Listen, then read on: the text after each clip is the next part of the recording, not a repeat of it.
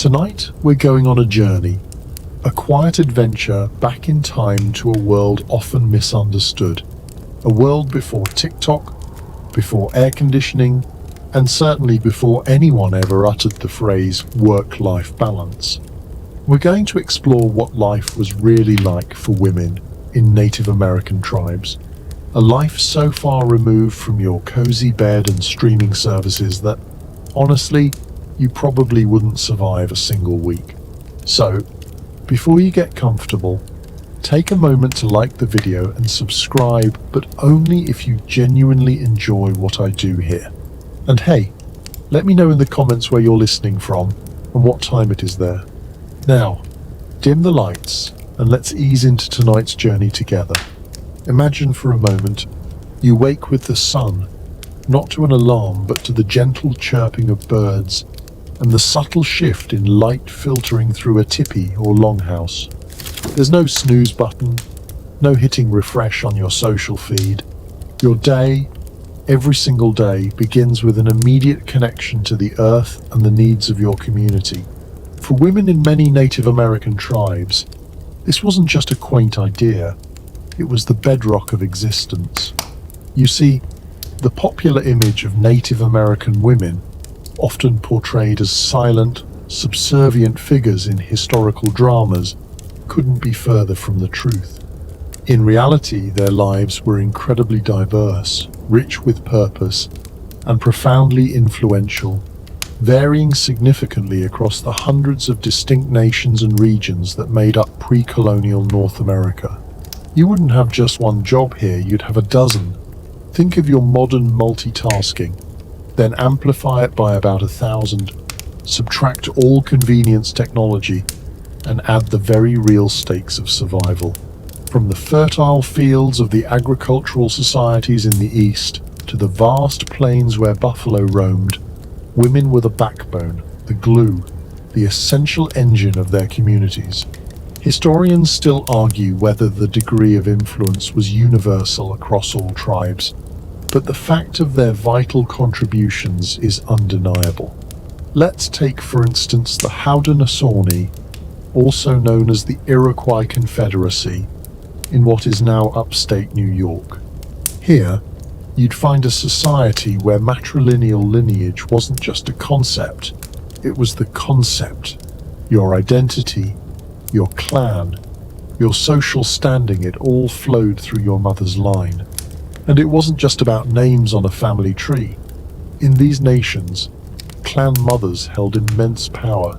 They owned the longhouses, they controlled the distribution of food, and get this, they had the authority to select and even remove chiefs. Imagine your grandmother having the power to fire the mayor.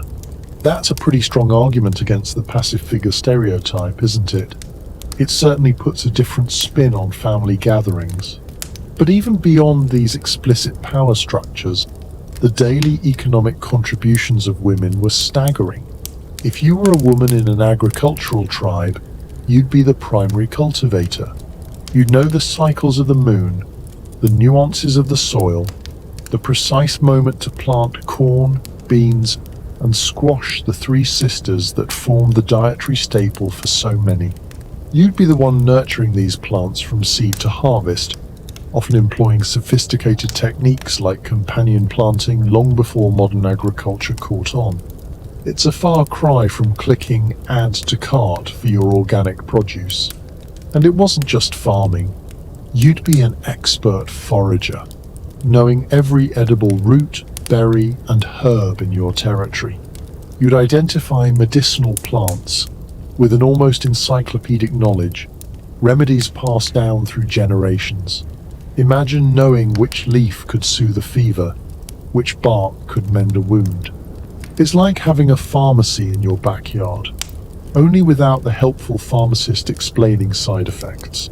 This deep ecological knowledge wasn't just a hobby, it was a matter of life and death for your family and tribe. Even in plains tribes, where the thunder of buffalo herds dominated life, women's roles were equally crucial, just different. While men hunted the massive animals, it was the women who processed every single part of the kill. You'd be responsible for skinning, tanning hides until they were soft as silk, preparing the meat for drying and preservation, and even crafting tools and clothing from bone, sinew, and fur. They say waste not, want not, and in this context, it was an absolute mantra. Every piece had a purpose. You'd be turning a buffalo hide into a tipi cover, a pair of moccasins, or a winter robe. Try doing that with your latest Amazon delivery. So, while your ancestors might have been figuring out how to build a decent outhouse or debating the merits of feudalism, Native American women were designing entire sustainable systems. Their contributions weren't just helpful, they were absolutely essential.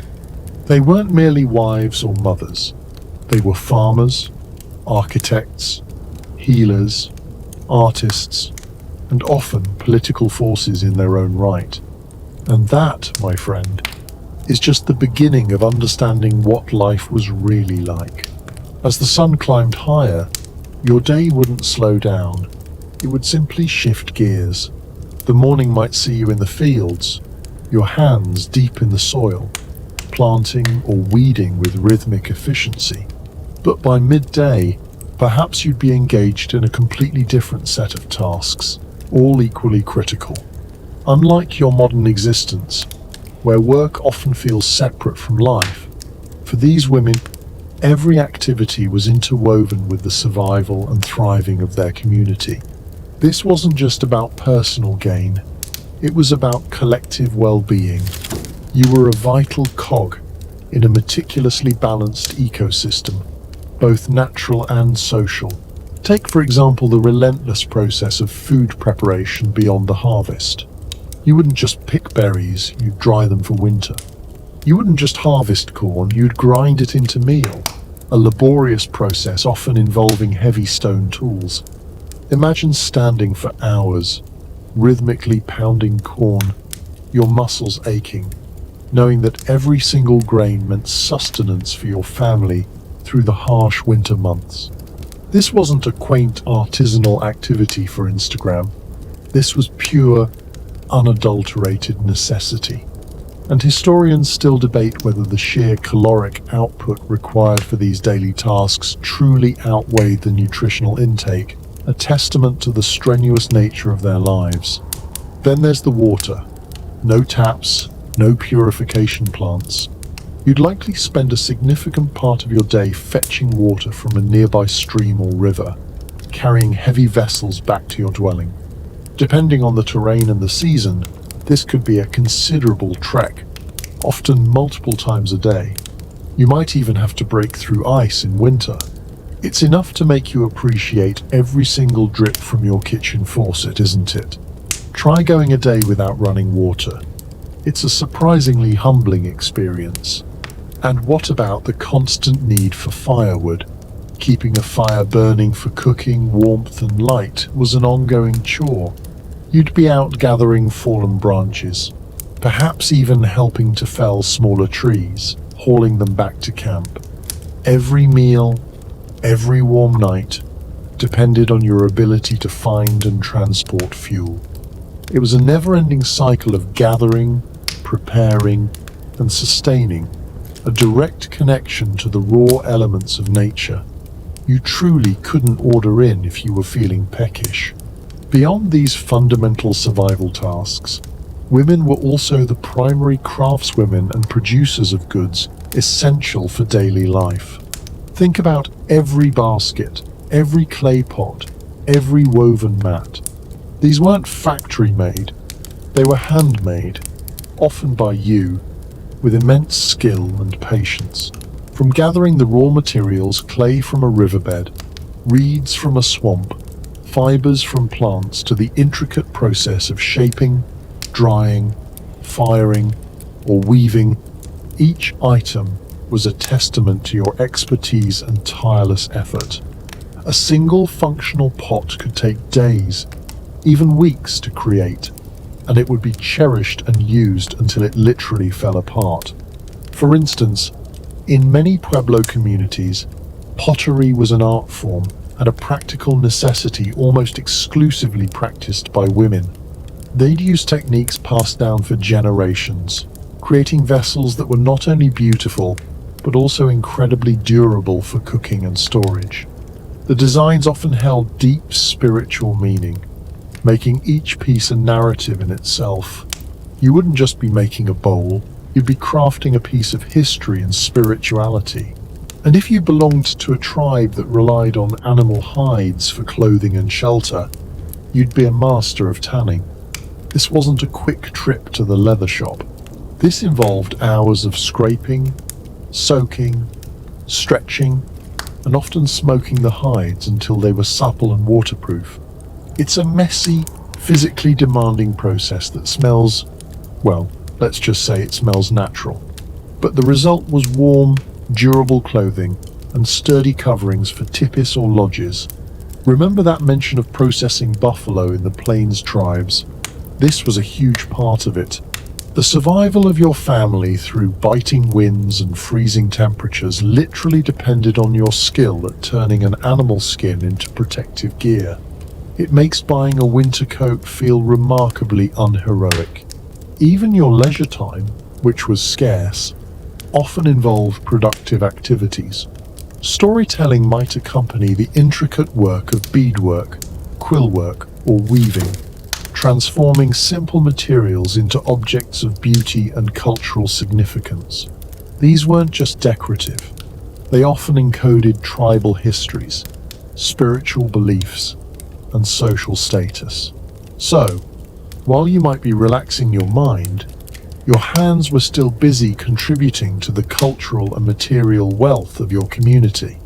This constant, varied workload instilled an incredible sense of purpose and resilience. You were not a passive observer of your life. You were an active participant, a creator, a provider.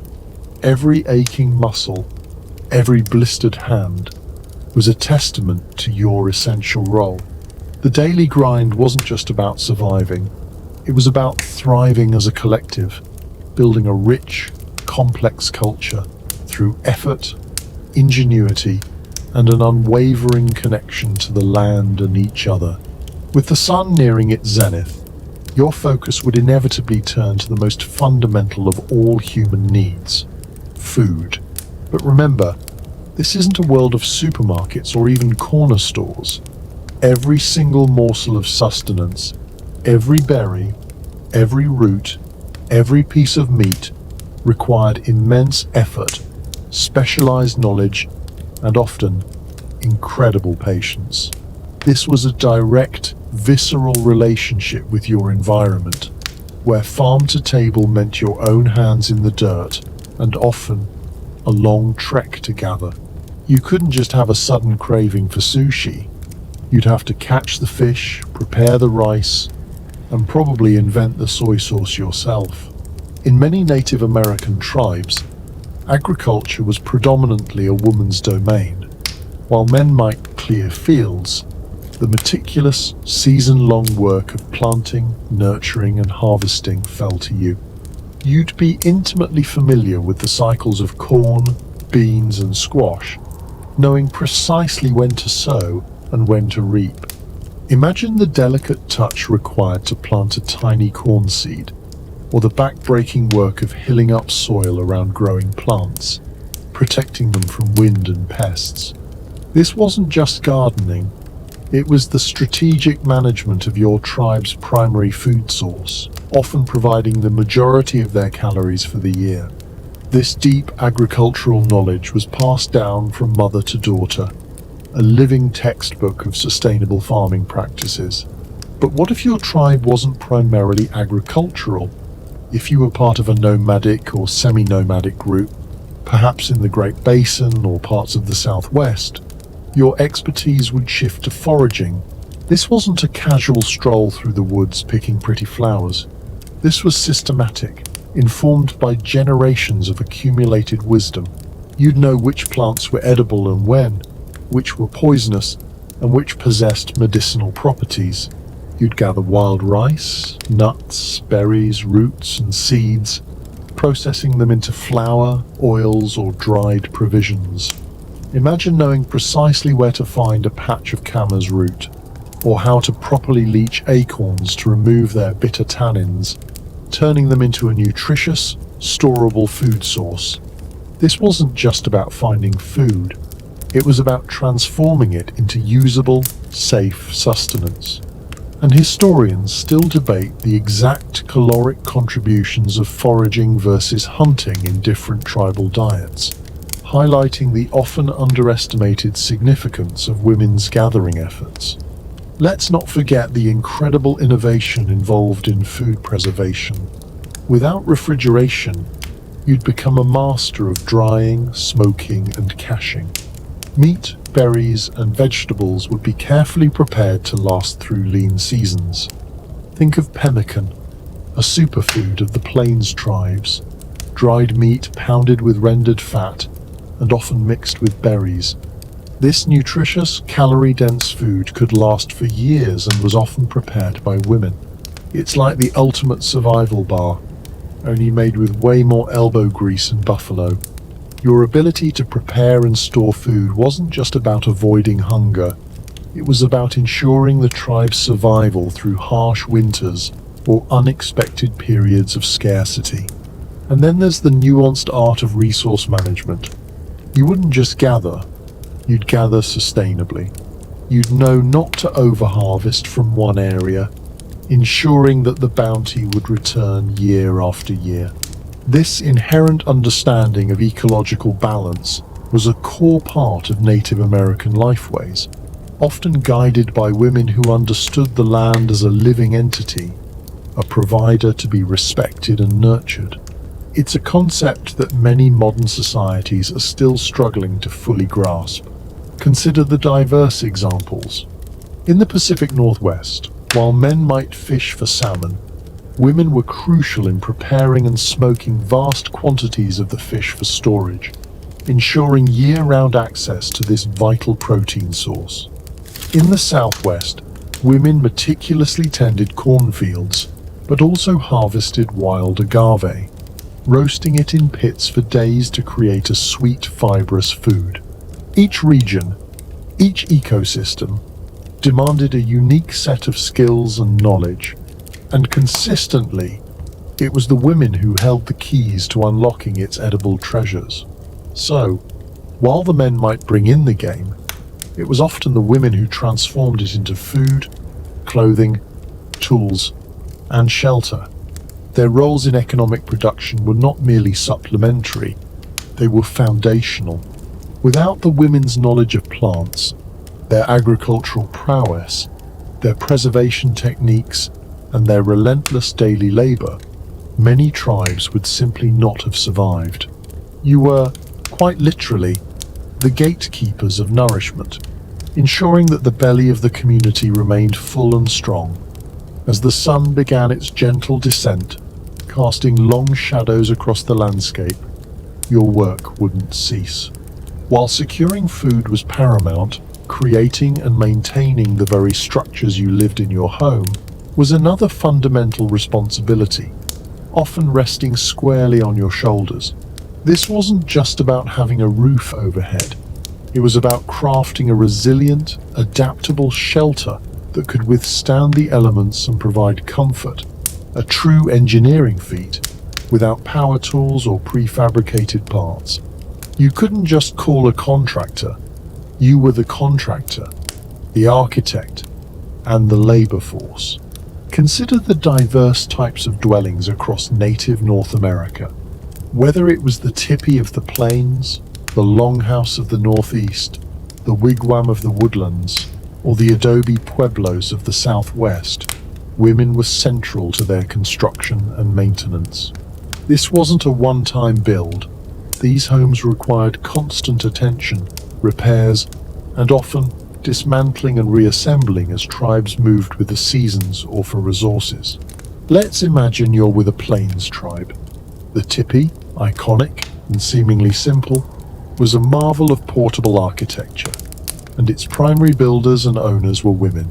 After a successful buffalo hunt, men would bring back the hides, but it was you who would meticulously tan them, sew them together with sinew, and then erect the massive conical structure. The hides, once sewn, could be incredibly heavy, requiring significant strength and teamwork to raise onto the pole framework. Imagine wrestling with several large, cured buffalo hides in the wind, trying to get them just right. It's a bit more involved than assembling flat-pack furniture, wouldn't you agree? And it wasn't just the initial construction. Tipis needed constant care. You'd adjust the smoke flaps at the top to manage ventilation, especially during cooking fires. You'd retension the ropes as the hides expanded and contracted with humidity. When the tribe moved, as plains tribes often did to follow the buffalo, it was primarily the women who would dismantle the teepee, pack it onto travois, a type of sled pulled by dogs or horses, and then re-erect it at the new camp. This happened frequently, sometimes every few days or weeks, making you an expert in rapid deployment housing. Historians still debate the precise division of labor in all aspects of tipi construction and transport, but the central role of women is universally acknowledged. Now, shift your gaze to the northeast, to the Haudenosaunee. Their homes were longhouses, massive communal structures made from wood and bark, sometimes stretching over 100 feet long and housing multiple families from the same clan. While men typically felled the large trees for the main framework, it was women who gathered the bark off an elm or cedar and meticulously fastened it to the frame to create the walls and roof. This involved climbing, cutting, and securing large, unwieldy sheets of bark, often using rope and ingenuity. The longhouse was more than just a dwelling. It was the heart of the matrilineal clan, owned and managed by the clan mothers, giving them ultimate authority over who lived where and how resources within the house were distributed. Talk about having a say in your living arrangements. Even in the Southwest, where adobe pueblos were built from sun-dried bricks of earth, women played a crucial role. While men might mix the adobe and lay the foundations, women were often responsible for plastering the walls, both inside and out, using a mix of clay, water, and sometimes straw. This plastering wasn't just cosmetic. It protected the adobe bricks from erosion and helped regulate the interior temperature. They'd also maintain the flat roofs, which often served as additional living or working spaces. You wouldn't just be doing upkeep, you'd be maintaining the integrity of a multi-story building.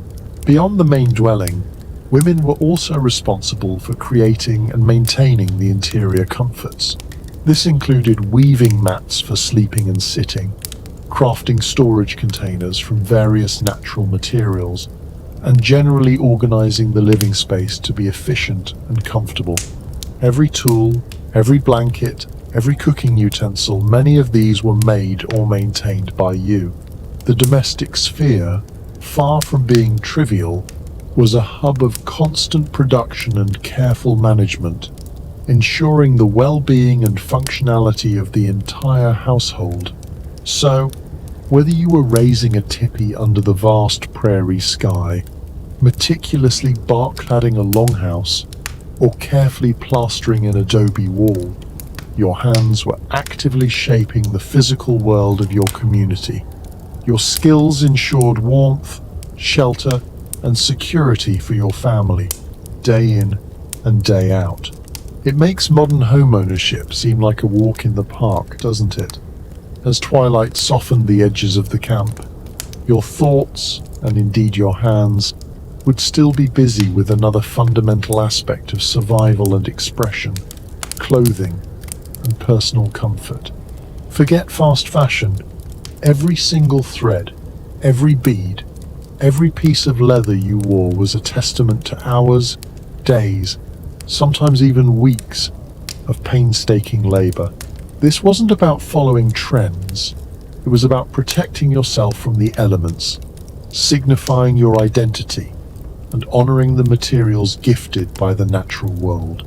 Imagine, for a moment, the sheer effort involved in creating a single outfit. If you were a woman of the plains, the journey from raw hide to a finished dress or pair of moccasins was epic. It started with the aforementioned tanning process, transforming tough animal skins, buffalo, deer, elk, into soft, pliable leather. This wasn't just physical labor, it was a sensory experience. The smell of brains or wood smoke used in the curing process. The feel of the hide as it slowly softened under your relentless scraping and stretching. It's a bit more involved than swiping your credit card online, isn't it? Once the hides were perfectly supple, the real artistry began. You would cut and sew them using bone awls and sinew thread, often incorporating intricate patterns that were not just decorative, but also carried deep cultural meaning. A stitch wasn't just a stitch. It was part of a larger story, a family tradition, or a tribal identifier. And then came the embellishment. Beadwork, quillwork, and shell adornments weren't just pretty additions. They were vibrant expressions of identity, status, and spiritual connection. Think about quillwork. Before glass beads became widely available through trade, porcupine quills were a primary decorative medium. Imagine gathering dozens, perhaps hundreds, of sharp quills, then meticulously softening, dyeing, and flattening them before patiently stitching them onto leather or bark. Each quill had to be individually worked, then folded and sewn down with incredible precision to create geometric patterns or narrative scenes. It was a slow, meditative process that demanded immense focus and a steady hand. Historians still debate the specific origins of many of the intricate patterns, highlighting the depth of this artistic tradition. It really makes you appreciate your machine-washed, mass-produced t-shirt, doesn't it? Even the simplest items, like blankets or wraps, required significant effort. If your tribe practiced weaving, you would be involved in gathering and processing plant fibers, spinning them into thread, and then painstakingly weaving them on a loom. This could be a backstrap loom, where your own body tensioned the warp threads, or a larger upright loom, creating beautiful, durable textiles for warmth, carrying goods, or ceremonial purposes. The patterns woven into these textiles were often unique to your tribe or clan, serving as visual markers of identity and skill. And it wasn't just clothing for yourself. You were responsible for dressing your entire family, from infancy to old age.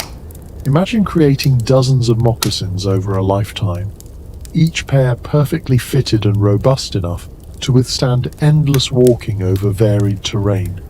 Each piece of clothing, each bag, each pouch you made was not merely functional.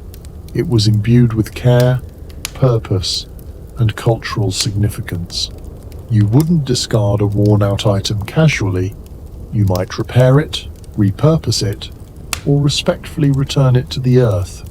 This constant creation of textiles and adornments wasn't just a chore. It was a deeply ingrained part of a woman's identity and contribution to the community's well-being. Your skill in these areas brought respect, and your creations showcased the beauty and resilience of your culture. It was a tangible way to express love, creativity, and dedication. So, the next time you slip on your favorite comfortable clothes, take a moment to imagine the world in which every fiber, every stitch, told a story woven by hand, patience, and absolute necessity.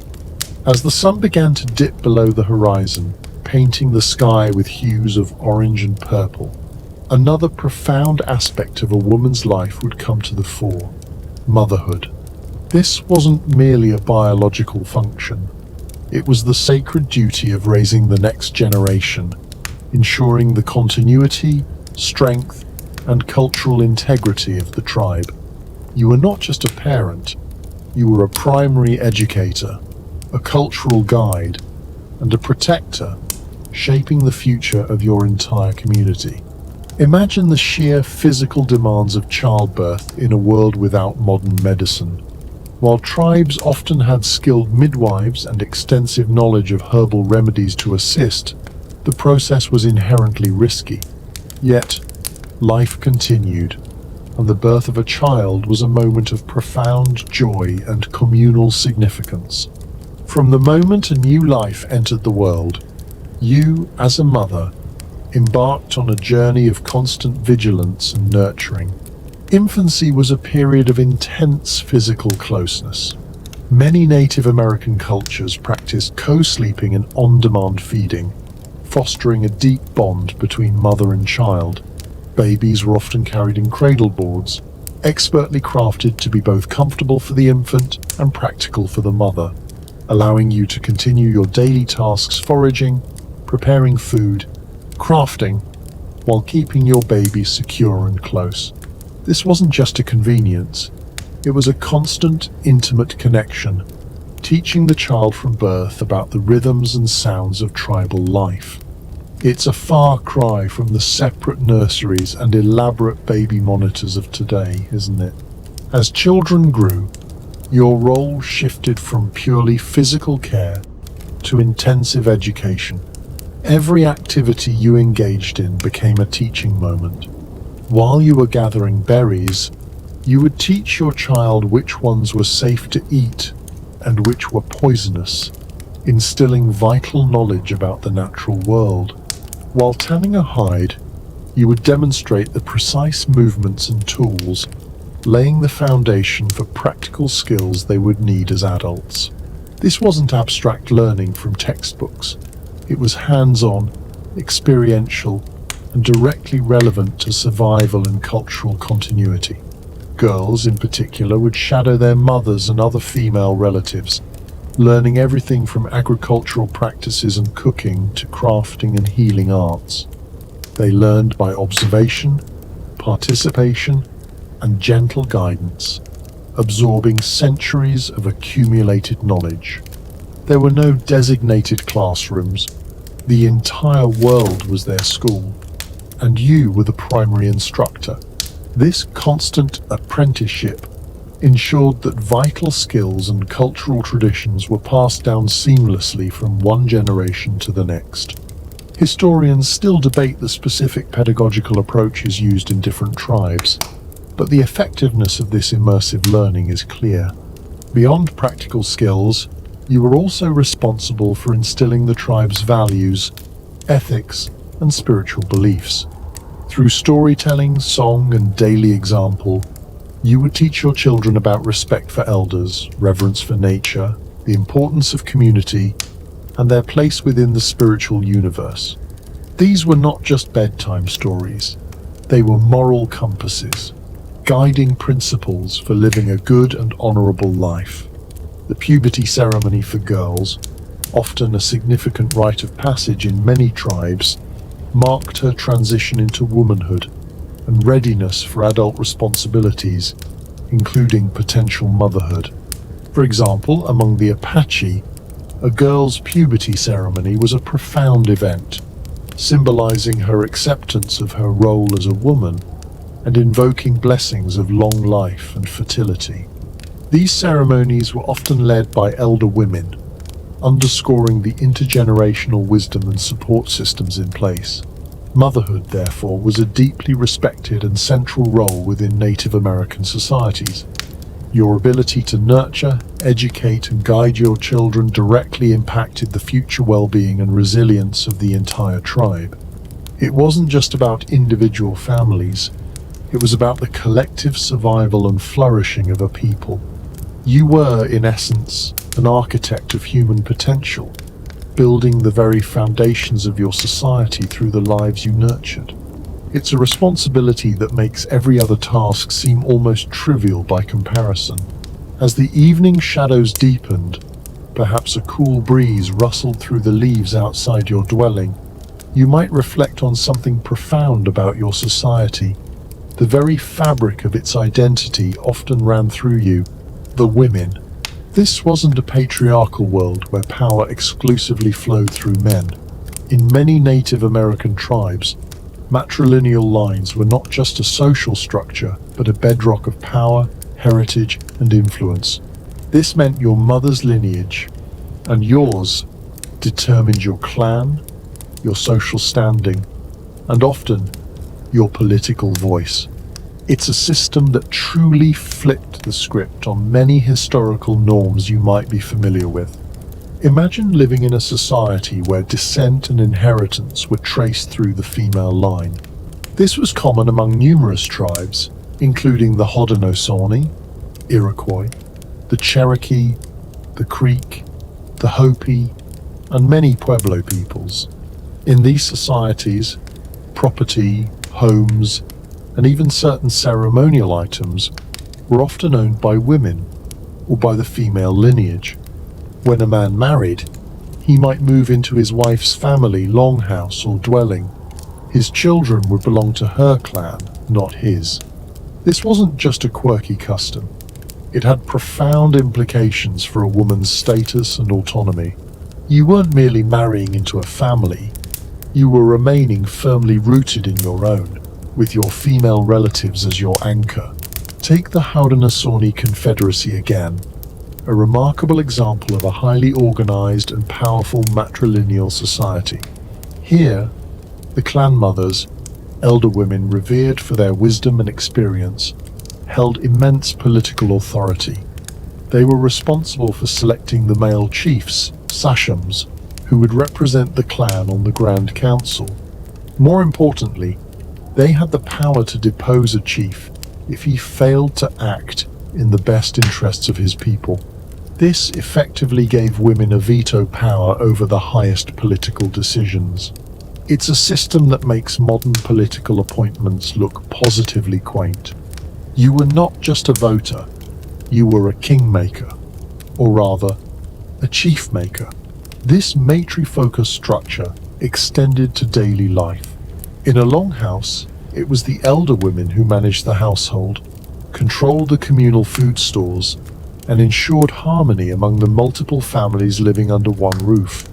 Your voice in these communal decisions would carry significant weight because your lineage was the foundation of the home itself. This meant that while men might be visible as warriors or hunters, the invisible, steady hand guiding the community often belonged to the women. Historians still argue whether the term matriarchy truly applies to all aspects of these societies, but the significant power and respect afforded to women are undeniable.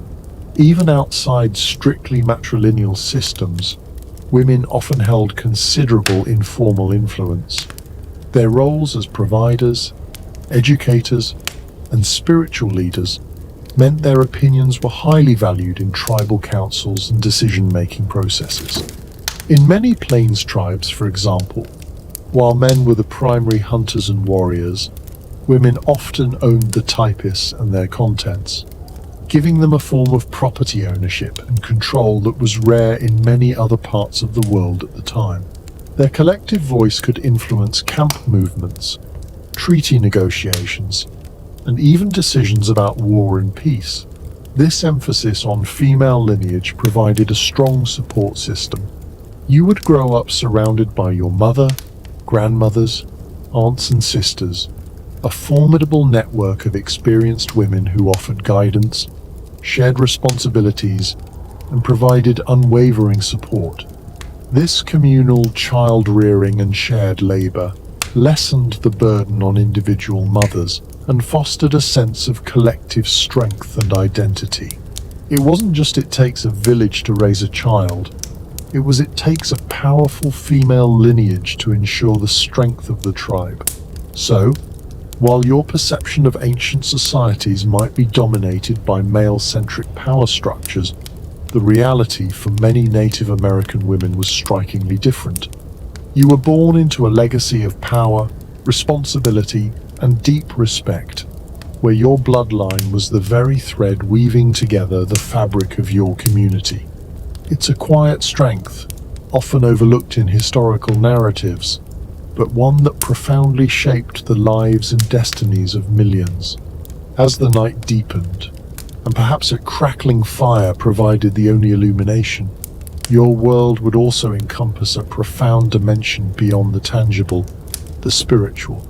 For women in Native American tribes, spirituality wasn't a separate, Sunday-only activity. It was woven into the very fabric of daily life, connecting them to the earth, the ancestors, and the unseen forces that shaped their existence. You weren't just a participant in ceremonies, you were often a sacred keeper, a conduit, and a vital figure in maintaining cosmic balance. In many, though not all, Native American cultures, women held significant spiritual roles, often serving as healers, ceremonial leaders, visionaries, and storytellers. Their unique connection to the cycles of life, birth, and creation often positioned them as powerful figures in the spiritual landscape. This wasn't about dogma. It was about relationship, a deeply personal and communal bond with the spiritual world that permeated every aspect of their being. Consider the role of women as keepers of sacred knowledge and ceremonies. Many spiritual practices involved specific songs, dances, rituals, and stories that had been passed down through generations. Women were often the primary custodians of this oral tradition, ensuring that the wisdom of the ancestors was preserved and accurately transmitted to the young. Imagine memorizing vast narratives, complex songs, and intricate ceremonial procedures, knowing that the spiritual well-being of your entire community depended on your memory and devotion. It's a bit more pressure than remembering your Netflix password, isn't it? In some tribes, women were integral to the performance of major ceremonies. For example, among the Hopi, women played crucial roles in agricultural rituals, particularly those focused on corn, which was seen as a sacred mother. They were responsible for tending the corn physically, but also spiritually, ensuring its fertility and abundance through prayer, song, and ritual. These weren't just symbolic gestures. They were seen as direct interactions with the forces that sustained life. Historians still debate the precise interpretations of these gendered spiritual roles, but the intertwining of female identity with agricultural and life-giving forces is widely acknowledged. Furthermore, women often served as spiritual advisors, dream interpreters, and visionaries. Their insights and connection to the spirit world were highly valued, and their counsel sought in times of crisis or uncertainty. They might interpret dreams that guided tribal decisions, or embark on personal vision quests that brought spiritual power and direction to the community. This often meant spending time alone in nature, fasting and praying, seeking guidance from the spirits. It's a level of introspection and spiritual commitment rarely seen in our modern, bustling world.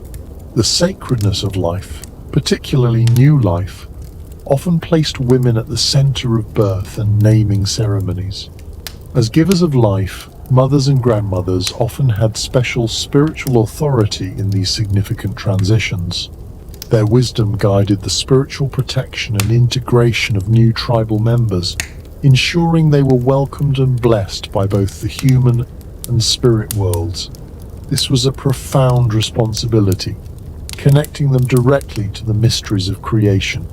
Even the objects women created often held spiritual significance. The patterns in a woven basket, the designs on a painted pot, the intricate beadwork on a ceremonial garment, these weren't just aesthetics. They often depicted sacred symbols, mythical beings, or cosmological maps, infusing everyday objects with spiritual power. You weren't just crafting, you were imbuing the material world with the sacred. It's like every creation was a small prayer, a tangible connection to the divine. So, while the men might engage in their own spiritual practices, perhaps focused on hunting or warfare, the spiritual landscape of many Native American tribes was rich with female presence and power. Your role wasn't just complementary, it was often foundational, connecting the physical world with the sacred, nurturing the spirit of the community, and ensuring its harmony with the universe. It's a profound legacy of spiritual stewardship, a quiet strength that underpinned their entire existence. As the spiritual calm of the night might settle around you, another vital dimension of a woman's contribution would become apparent: her role as a healer. In a world devoid of hospitals, pharmacies, or even basic germ theory, women were often the primary custodians of health, possessing an encyclopedic knowledge of the natural world and its curative properties. You weren't just a caregiver, you were a vital part of the healing arts, often the first, and sometimes the only, physician your community had. Imagine needing to treat a fever, a snake bite, a broken bone, or a debilitating cough, with nothing but the plants around you and the wisdom passed down through generations. This was the reality, and Native American women rose to this challenge with remarkable skill and dedication. Their expertise in herbal medicine was profound, often based on centuries of empirical observation and careful experimentation. They knew which roots to dig, which leaves to steep, which barks to grind, and the precise ailments each could address. This wasn't guesswork. It was a sophisticated, holistic approach to wellness, integrating physical, emotional, and spiritual well-being. Your knowledge as a healer would begin early, often by shadowing elder women, grandmothers, and aunts. You would learn to identify hundreds of plants, their seasons, their habitats, and their specific uses. You'd understand how to prepare them, whether to make a poultice for a wound, a tea for digestion, or a smoke for respiratory issues. This required not only sharp observation, but also a prodigious memory and a deep respect for the subtle power of nature. It's like being a botanist, a chemist, and a pharmacist all rolled into one, but without a single lab coat. For instance, the use of willow bark for pain relief was common among many tribes, long before Western medicine isolated its active compound, salicylic acid, the precursor to aspirin, or consider the application of various plant materials to stop bleeding or disinfect wounds. These weren't random discoveries. They were the result of meticulous, generations-long research and development. Historians still debate the specific efficacy of certain traditional remedies compared to modern pharmaceuticals, but the profound impact of these healing practices on community health is undisputed. Beyond herbal remedies, women often employed other healing modalities. They might use massage, cupping, or even primitive forms of surgery for certain conditions. They understood the importance of hygiene, using natural cleansers and practices to prevent infection, and critically, they recognized the link between physical health and emotional or spiritual well-being. A healing ceremony might involve not just a plant medicine, but also prayer, song, and storytelling to address the spiritual roots of an illness. You weren't just treating symptoms, you were treating the whole person. The role of a midwife was also almost exclusively held by women, a position of immense trust and importance. They guided pregnant women through childbirth, offering comfort, support, and practical assistance. They knew which herbs could aid labor, how to manage complications, and how to care for both mother and newborn in the crucial postpartum period. This intimate knowledge of female physiology and the miracle of birth made them indispensable figures in every community. Their calm presence and ancient wisdom brought solace and safety to one of life's most vulnerable moments. So, whether you were tending to a child's fever, setting a broken bone, or assisting in a difficult birth, your hands and your knowledge were the front line of healthcare. Your dedication to healing was a profound act of service, rooted in a deep understanding of the natural world and an unwavering commitment to the well-being of your people. It's a legacy of care and wisdom that continues to resonate today. As the whispers of the night deepened, and perhaps the scent of wood smoke still lingered in the air, your hands, tired from the day's practical labors, would often turn to another essential realm: art and craft. This wasn't just a leisure activity, it was a profound expression of culture, identity, and spirit, transforming raw materials into objects of beauty, utility, and deep meaning. You weren't merely a craftswoman, you were an artist, a storyteller, and a keeper of visual heritage. Imagine, for a moment, the vast array of materials you'd work with: clay from the riverbanks, plant fibers from the marshes, animal hides from the hunt, quills from the porcupine, even tiny shells or fragments of stone. Each material demanded a unique skill set and a respectful understanding of its properties.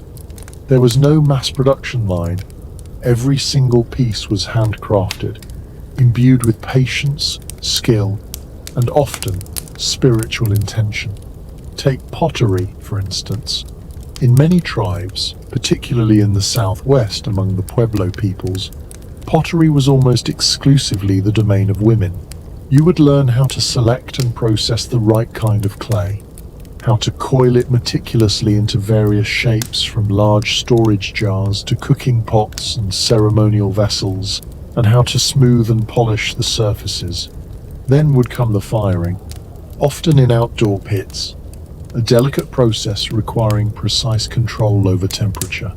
And finally, the painting, using natural pigments derived from minerals and plants to create intricate geometric patterns, animal motifs, or sacred symbols.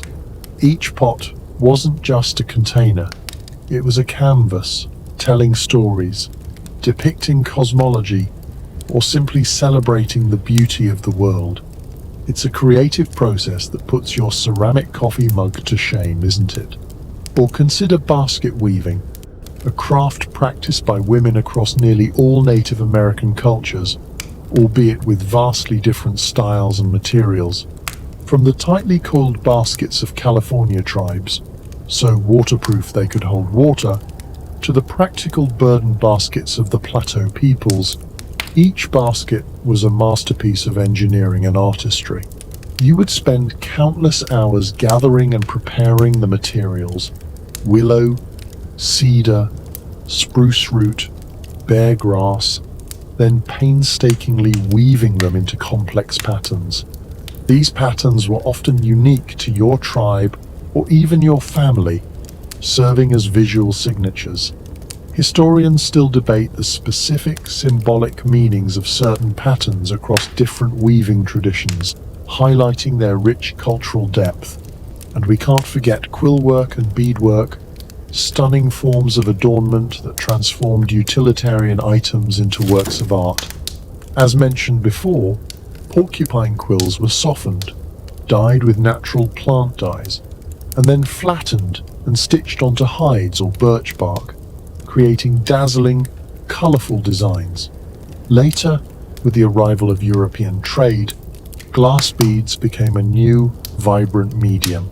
You would spend endless hours meticulously stitching tiny beads onto clothing, bags, and ceremonial objects, creating incredibly intricate patterns that could convey status, clan affiliation, or spiritual messages. This wasn't just decorative, it was a form of visual language, a way to communicate and celebrate identity. It's like wearing your autobiography, but far more beautiful. Even everyday tools and implements, made by women for household use, often possessed an aesthetic quality beyond their mere function. A well-carved wooden spoon, a beautifully adorned cradle board, a meticulously crafted doll for a child. These all spoke to the pervasive artistic sensibility that infused women's work. This wasn't a world where art was confined to galleries. It was an integral part of living, a continuous act of creation that beautified and enriched every aspect of life. So, while your hands might have been strong from farming and building, they were also nimble and precise, capable of transforming raw nature into exquisite artifacts. Through your art and craft, you not only provided for your community's needs, but also preserved its history, expressed its spirit, and celebrated its unique identity. It's a legacy of creativity and skill that continues to inspire awe. With dawn breaking, painting the sky with soft hues, your personal life, particularly in matters of the heart and hearth, was far from the romanticized ideals often depicted in stories. For women in Native American tribes, marriage customs were rarely about grand gestures of individual love, as we understand them today. Instead, they were deeply practical arrangements, often serving the larger needs of the community, forging alliances, and ensuring the continuity of family lines. You weren't just choosing a partner, you were strengthening the entire social fabric. Imagine a world where compatibility wasn't primarily measured by shared hobbies or witty banter, but by a person's skills, work ethic, and ability to contribute to the collective. Marriages were frequently arranged, either by families or clan mothers, based on what would benefit the family or tribe most. This could mean uniting two powerful families, strengthening trade relations with another band, or simply ensuring a good, productive partnership that would lead to healthy children and a well-managed household. It might not sound like a fairy tale, but it was a pragmatic approach to ensuring collective survival and prosperity. Historians still debate the degree of individual choice allowed within these arranged marriages across various tribes, but the communal aspect was undeniably central. The process of forming a union varied wildly from tribe to tribe. In some communities, a man might offer gifts to the woman's family, demonstrating his ability to provide and his respect. In others, particularly matrilineal societies like the Haudenosaunee, the woman's family held significant sway, and her consent, or that of her clan mother, was paramount. A quirky tidbit: among some groups, a period of trial marriage might even exist, where a couple would live together for a time to see if they were compatible before a more formal union was recognized. This pragmatic approach allowed for a degree of personal assessment rarely seen in other historical contexts. The exchange of gifts was a common practice, but it wasn't a bride price in the exploitative sense often found elsewhere. Instead, it was more of an acknowledgement of the value of both individuals and the new bond being formed. Gifts often flowed both ways, from the groom's family to the bride's, and vice versa, signifying the reciprocal nature of the alliance. This wasn't about buying a wife, it was about honoring the new kinship ties being established. Once married, your roles would be clearly defined, yet interconnected. As we've discussed, you would be responsible for domestic duties, agriculture, gathering, and crafting, while your husband might focus on hunting, warfare, and certain ceremonial duties. However, these roles were rarely rigid in the sense of one being superior to the other. Both were seen as equally vital contributions to the household and the tribe. You were partners in survival, each bringing essential skills to the table. It's like a meticulously choreographed dance, where every step has a purpose. Polygamy, particularly polygyny, one man with multiple wives, was practiced in some tribes, though it was often limited to chiefs or wealthy individuals. This wasn't necessarily a sign of women's subjugation. Sometimes it was a practical solution for labor-intensive societies, where more hands meant more productivity. Often, in such cases, the wives might be sisters, a practice known as sororal polygyny, which was believed to foster harmony and cooperation within the household. Imagine sharing your kitchen with your sister. Times 2 or 3, it could either be wonderfully cooperative or a recipe for domestic chaos, depending on the personalities involved. Overall, marriage was a cornerstone of tribal society, a means of perpetuating family lines, building social networks, and ensuring the stability and strength of the community. Your role within this structure was profoundly important, not just as a wife or mother, but as a crucial link in the chain of kinship and a contributor to the collective prosperity. It was a union not just of two individuals, but of two families, two clans, or even two tribes, bound together by mutual benefit and shared destiny. As the early morning light filtered through the dwelling, casting patterns on the floor, you might consider another fascinating aspect of Native American marital life that often surprises modern observers: the relative ease and acceptance of divorce and autonomy. Unlike many contemporary societies where marriage was an unbreakable, often oppressive bond, women in numerous Native American tribes possessed a surprising degree of agency when it came to ending a union. You weren't trapped. You often had the power to walk away. Imagine a world where leaving a marriage wasn't a social scandal or a legal battle, but a recognized, sometimes even common, part of life. While marriage was important for community stability, the well-being and harmony of the individuals within it were also highly valued. If a union proved incompatible, unproductive, or simply unhappy, separation was often straightforward and accepted. This stands in stark contrast to European societies of the same period, where divorce was often impossible, especially for women, or required complex legal and religious intervention. In many tribes, particularly matrilineal ones like the Haudenosaunee, the ease of divorce was particularly pronounced for women.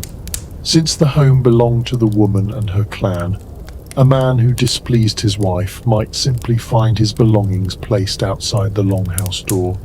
It was a clear, unspoken signal: you're out. No lengthy arguments, no court dates, just a silent, definitive eviction notice. It's an efficient, if somewhat abrupt, method of marital dissolution, wouldn't you agree? Reasons for divorce could vary: incompatibility, neglect, laziness, or even simply a desire for a different partner. The primary concern was often whether the couple was effectively contributing to the community and maintaining harmony within the household. If not, separation was seen as a pragmatic solution rather than a moral failing. Children typically remained with the mother and her clan, reinforcing the strength of the matrilineal line and ensuring their continued care within the established support system. This minimized the disruption to the children's lives and provided a stable environment. A quirky tidbit: among some tribes, even temporary separations were common, where a spouse might spend time apart from the household to reflect or allow tensions to cool. This fluidity highlights a more adaptable approach to relationships than rigid, lifelong contracts. It's almost like a time-out for adults, but with significantly more impact on living arrangements. While men also had the ability to initiate divorce, it was often easier for women, especially in those societies where property and lineage flowed through them. This granted women a degree of autonomy and control over their lives that was truly remarkable for the era. It meant you weren't compelled to stay in an abusive or unfulfilling relationship. You had the power to seek a better situation for yourself and your children. Historians still debate the specific social pressures that might have influenced these decisions, but the framework for female agency was clearly present. This cultural acceptance of divorce also underscored the importance of individual happiness and communal harmony. A miserable couple could disrupt the entire household. affecting everyone from the children to the wider clan. By allowing for separation, tribes often prioritized the overall well-being of their members and the smooth functioning of their social units. So, while modern notions of romantic love and marriage can feel all-consuming, for Native American women, the emphasis was often on practical partnership and the freedom to pursue a fulfilling life, even if it meant ending a union that no longer served its purpose. It's a powerful reminder that traditional doesn't always mean rigid, and that respect for personal autonomy can manifest in unexpected ways across different cultures. As the campfire embers glowed, casting dancing shadows on the faces gathered, you might notice the quiet reverence extended towards certain members of the community, the elder women. Their presence wasn't just tolerated, it was celebrated, revered for the invaluable wisdom, experience, and historical memory they embodied.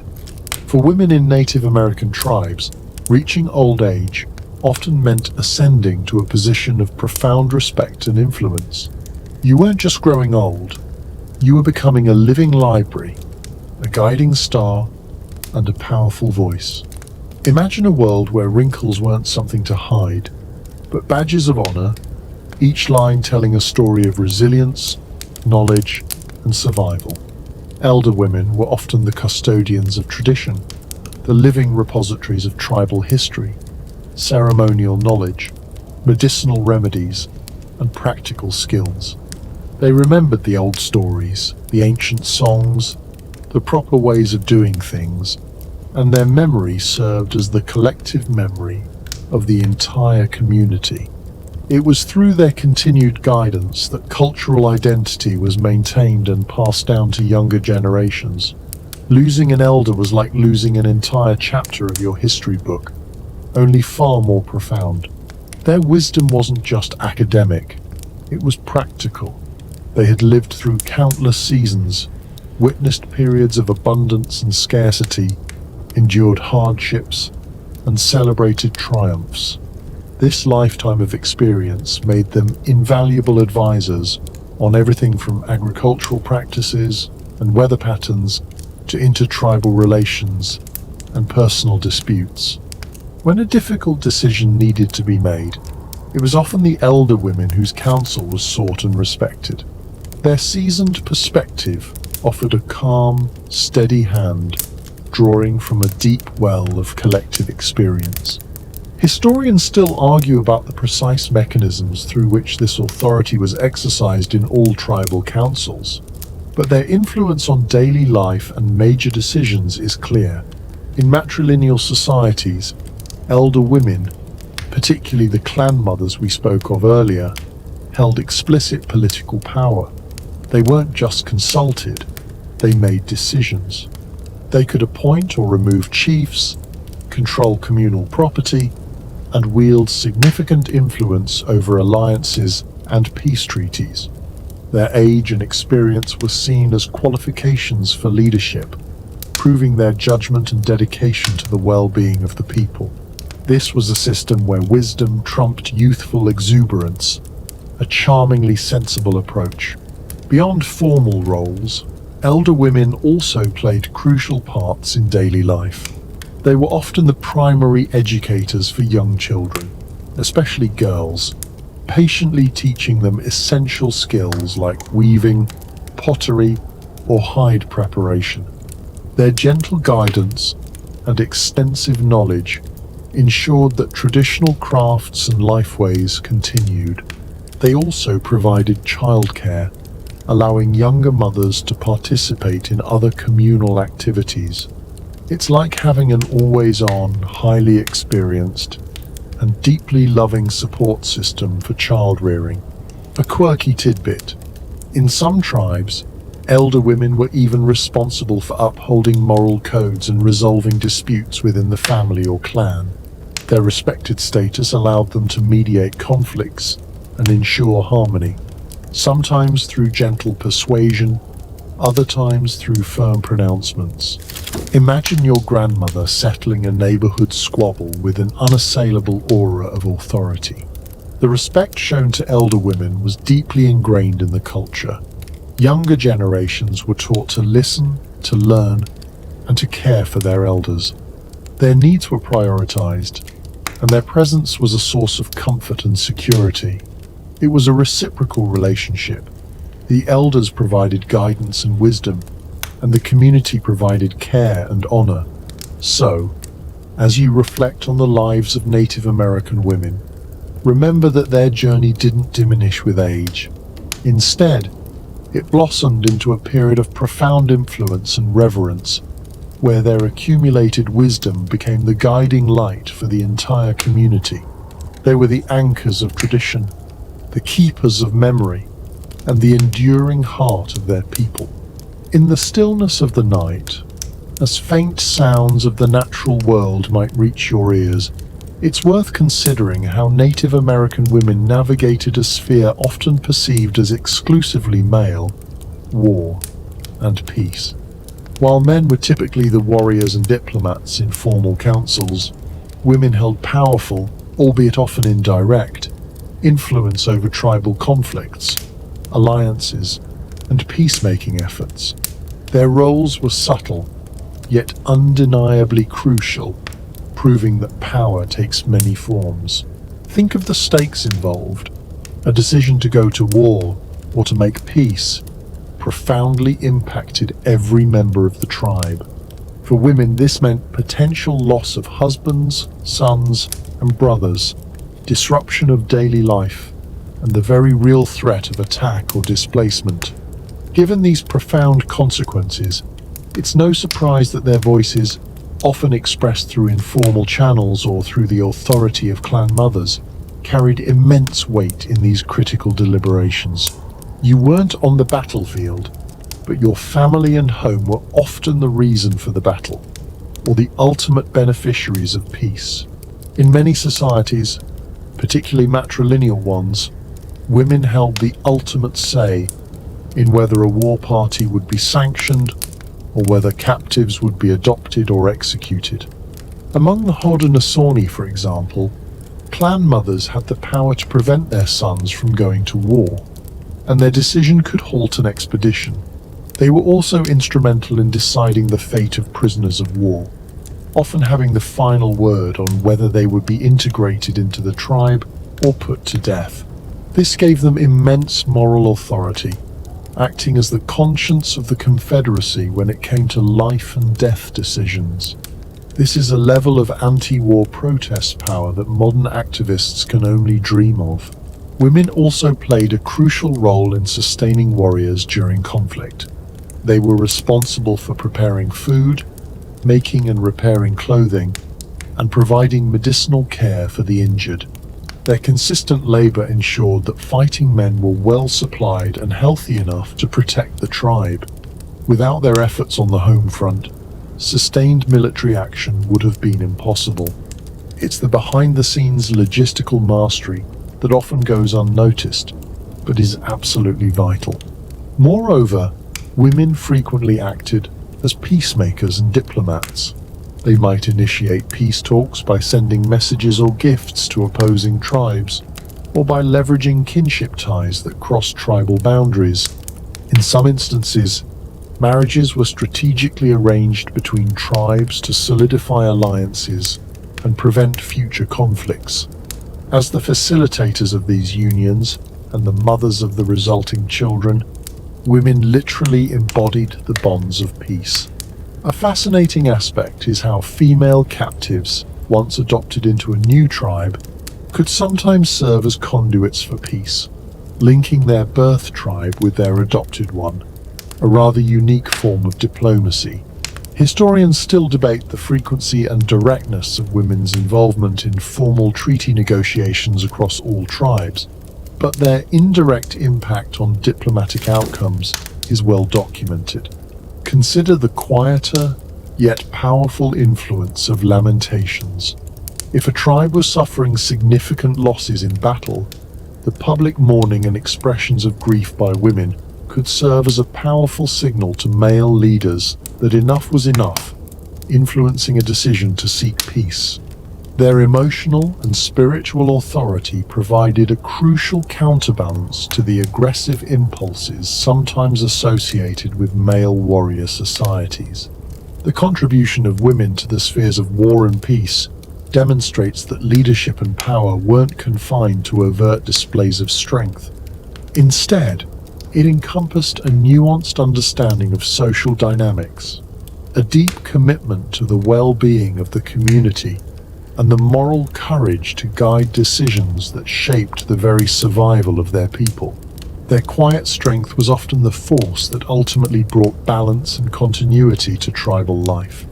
As the echoes of past conflicts might fade, a grim reality, far more terrifying than any tribal skirmish, could suddenly shatter the peace: captivity. For women in Native American tribes, the threat of being captured by an enemy tribe, or, later, by European colonizers, was a constant, terrifying possibility. Yet, in the face of such an unthinkable ordeal, their resilience and capacity for adaptation often shone through in astonishing ways. You weren't just a victim, you were a survivor, often forced to forge a new life in unimaginable circumstances. Imagine the sudden chaos of a raid: screams, fire, the terror of being torn from your family, your home, everything familiar. The initial experience of capture was brutal, involving forced marches, exposure, and profound psychological trauma. But what happened next varied greatly depending on the capturing tribe and their customs. Unlike European practices of enslavement, which often aimed for permanent chattel slavery and dehumanization, many Native American tribes practiced a form of captive integration or adoption. This isn't to say it was easy or humane. It was still a traumatic displacement, but it offered a pathway to a new, albeit challenging, life. In many instances, captives, particularly women and children, were adopted into the families of the capturing tribe, often to replace members lost to warfare or disease. This was driven by a practical need to replenish populations, but also by cultural beliefs that saw the adoption of new members as a way to strengthen the lineage. You might be given a new name, learn a new language, and gradually be expected to assimilate into your new community. This process was often arduous, requiring immense emotional fortitude to grieve your past life while learning to navigate a completely alien social and cultural landscape. Historians still debate the true motivations behind widespread adoption practices across various tribes, but their long-term impact on tribal demographics is clear. A quirky tidbit: sometimes these adopted captives, especially women, could eventually attain positions of respect and influence within their new tribe, particularly if they married into prominent families or proved to be exceptionally skilled. There are documented cases of adopted women rising to become respected clan mothers, healers, or even influential advisors. This demonstrates an incredible capacity for cultural integration and personal resilience, allowing individuals to rebuild their lives and contribute to a new community despite their traumatic origins. It's like being forced to move to a new country overnight, then somehow becoming a respected community leader. However, the experience of captivity was not always benign. Some captives faced harsh treatment, forced labor, or exploitation, especially if they were not formally adopted or if they resisted assimilation. And with the arrival of Europeans, the nature of captivity fundamentally shifted. European and later American forces often took native women captive for different purposes, as forced laborers, sexual slaves, or as bargaining chips in conflicts. This form of captivity was generally far more brutal and offered little to no hope of integration or eventual freedom, leading to immense suffering and loss of life. The narratives of women surviving captivity, whether by intertribal adoption or enduring the horrors of European enslavement, are powerful testaments to human endurance. They speak to an unyielding will to live, to adapt, and to find agency even in the most dehumanizing circumstances. Their stories, often untold or minimized in mainstream history, highlight not just profound suffering, but also remarkable strength and an unwavering spirit in the face of unimaginable adversity. The world, as you knew it, began to crack and splinter, not from an internal tribal conflict, nor from a seasonal famine, but from an entirely alien force arriving on your shores. The impact of colonization, the arrival of Europeans, was not a gradual shift.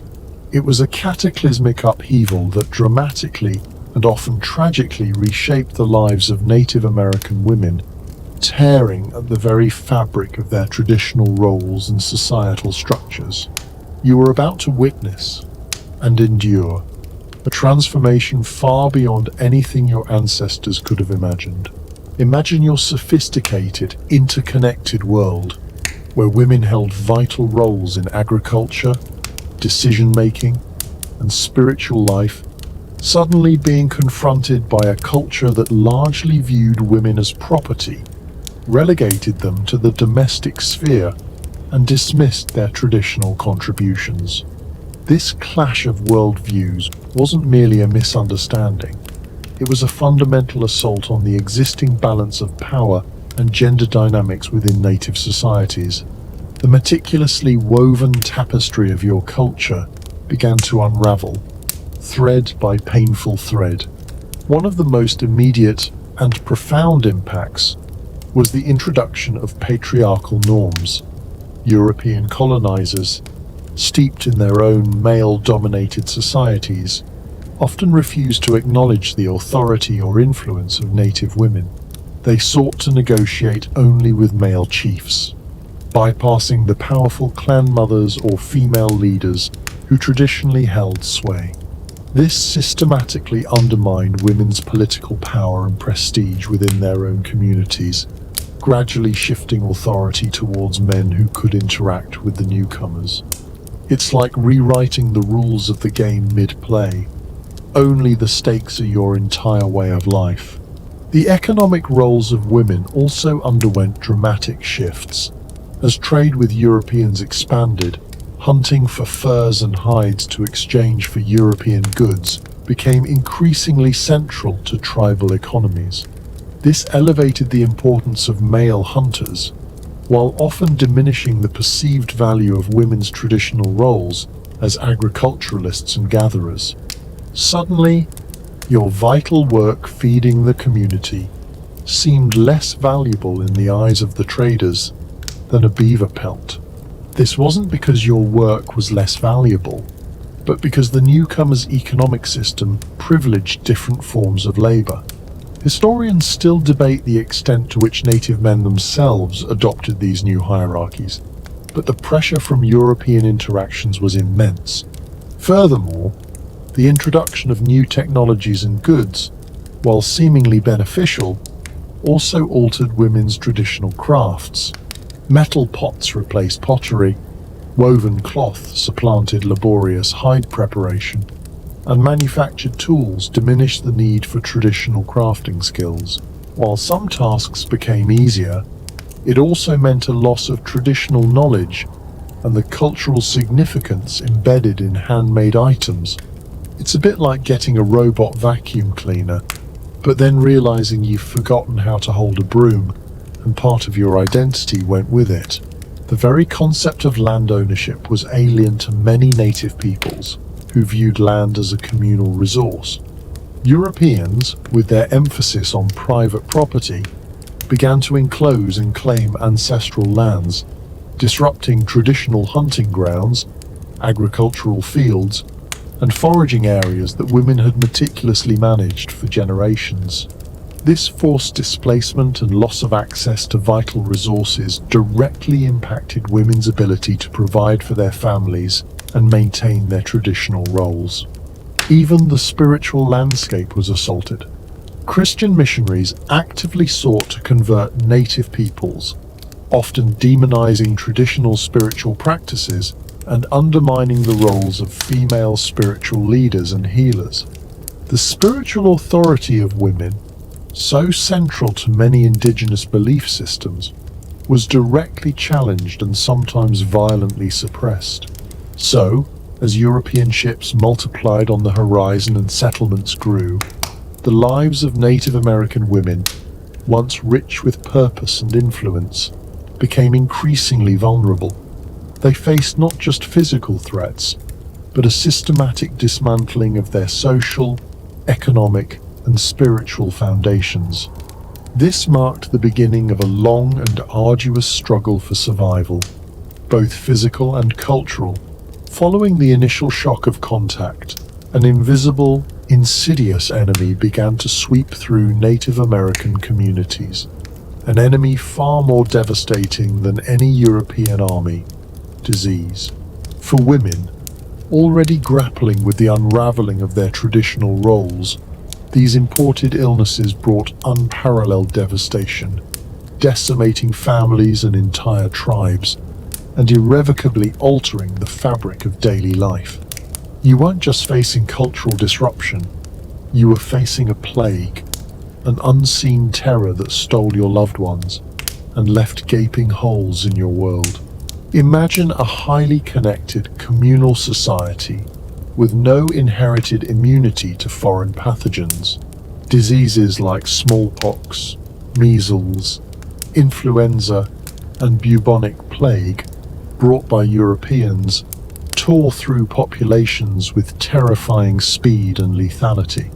Within decades, some tribes saw their numbers reduced by 50%, 70%, or even 90%.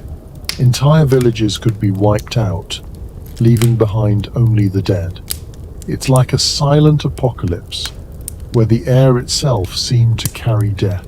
For women, the impact was multifaceted and devastating. As caregivers and healers, they were on the front lines, desperately trying to nurse the sick with traditional remedies that were often powerless against these new, virulent diseases. They watched helplessly as their children, their husbands, their mothers, the very people they were sworn to protect, succumbed.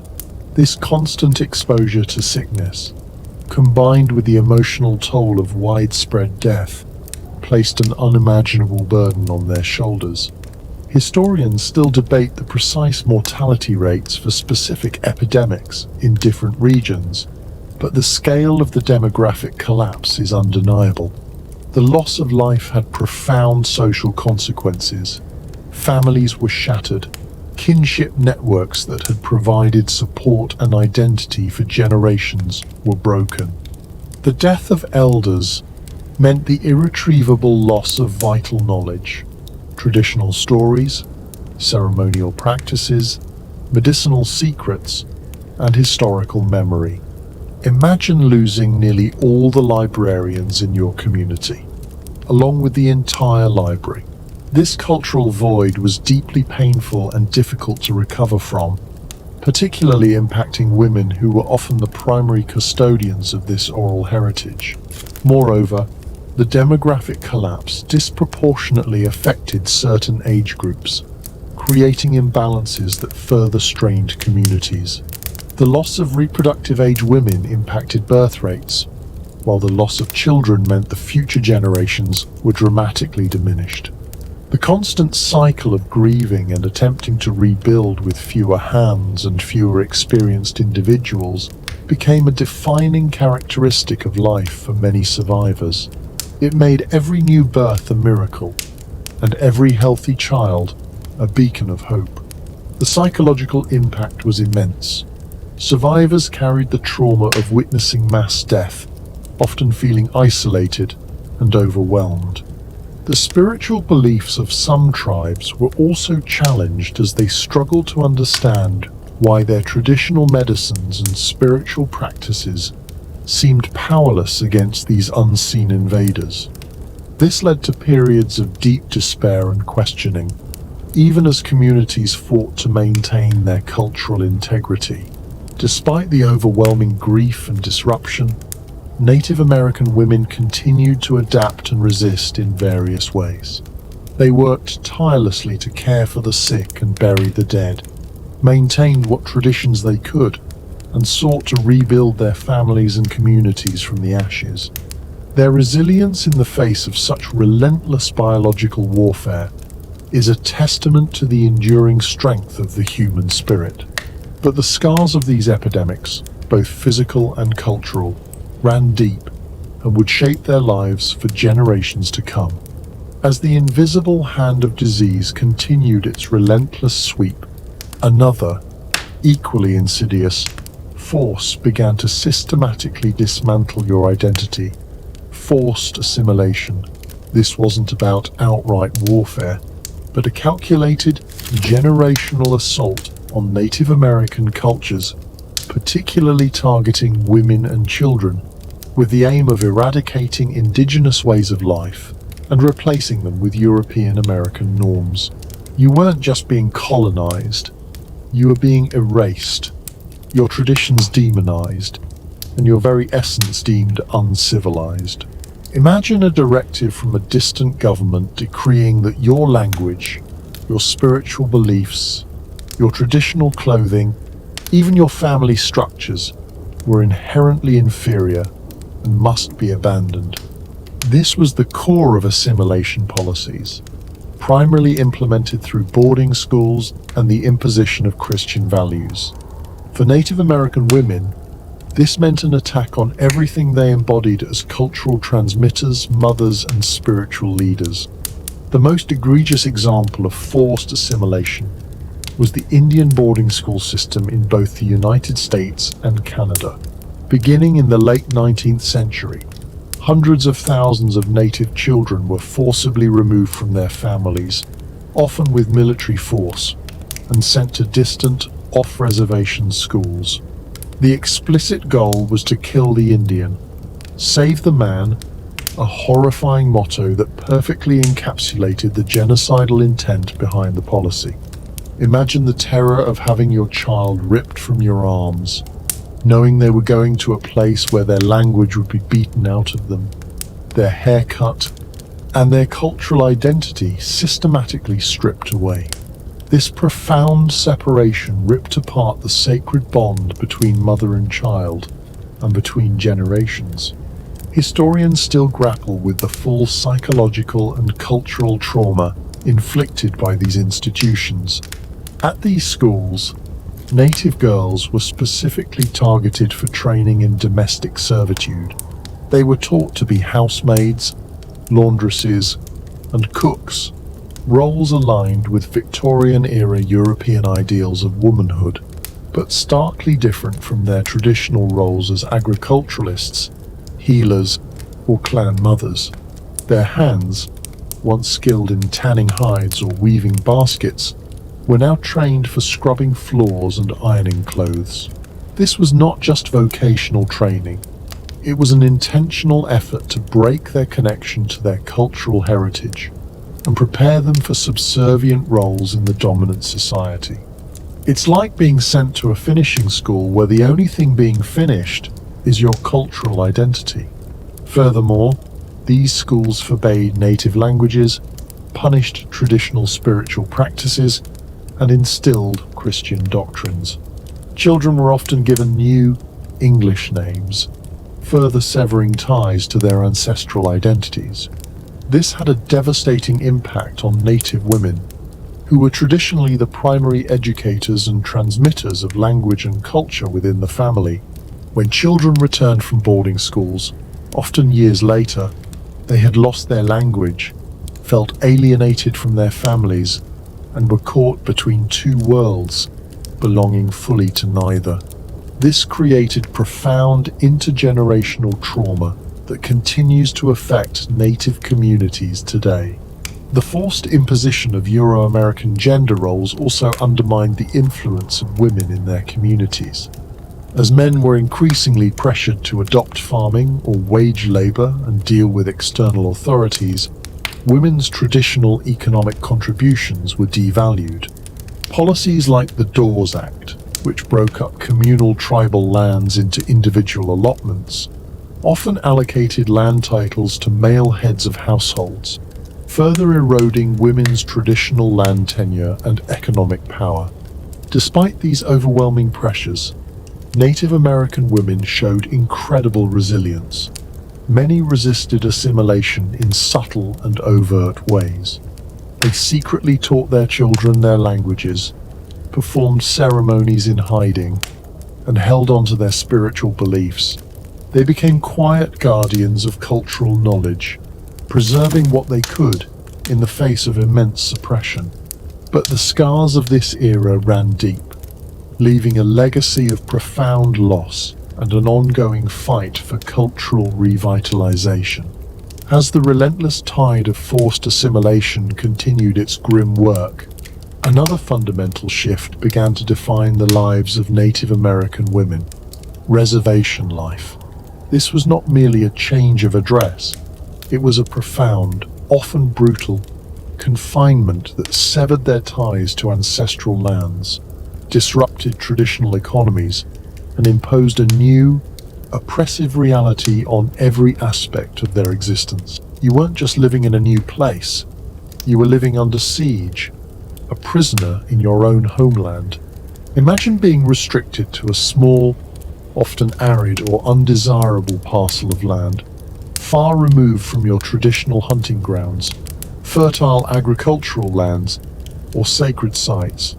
This was the reality of reservations, established by treaties often broken, or simply by unilateral government decree.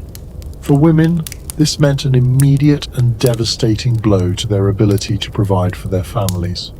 Their deep ecological knowledge, honed over millennia, knowing where to forage for specific plants, how to manage wild resources, where to find water, suddenly became largely irrelevant within the confines of a limited, often depleted, reservation.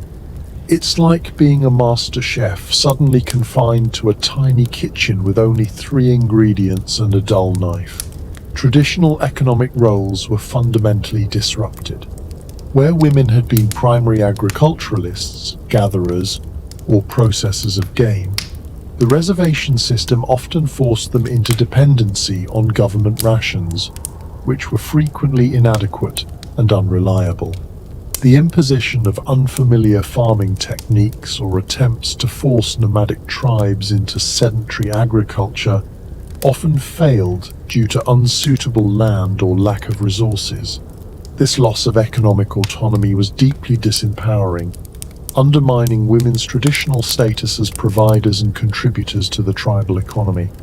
Historians still debate the extent to which these economic shifts intentionally aimed to subjugate native women, but their effect was undeniable.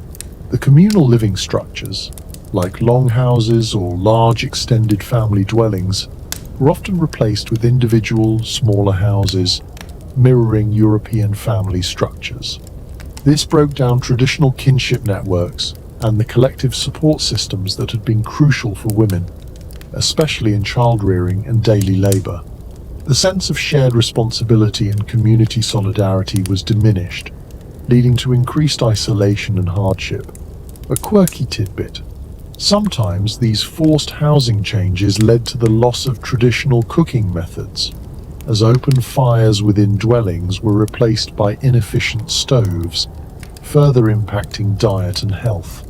Reservation life also brought new forms of social control and surveillance. Agents appointed by the government often wielded immense power, regulating everything from daily activities to religious practices. Women, who had previously enjoyed significant autonomy in many tribes, found themselves subject to the dictates of these external authorities. Their traditional leadership roles were often ignored or suppressed, further eroding their influence within their own communities. The psychological toll of confinement and dependency was immense. Generations grew up without the freedom to roam their ancestral lands, without access to traditional resources, and with their cultural practices often banned or practiced in secret. This led to widespread poverty, health crises, and a deep sense of loss and despair. Yet, even in these dire circumstances, Native American women continued to embody remarkable resilience. They became the quiet keepers of what remained. They preserved language through whispers, taught traditional crafts in hidden corners, and kept spiritual practices alive, even at great personal risk. They adapted, often finding new ways to generate income through beadwork or crafts sold to outsiders, always striving to provide for their families despite the overwhelming odds. Their spirit was not broken, even as their world was profoundly changed.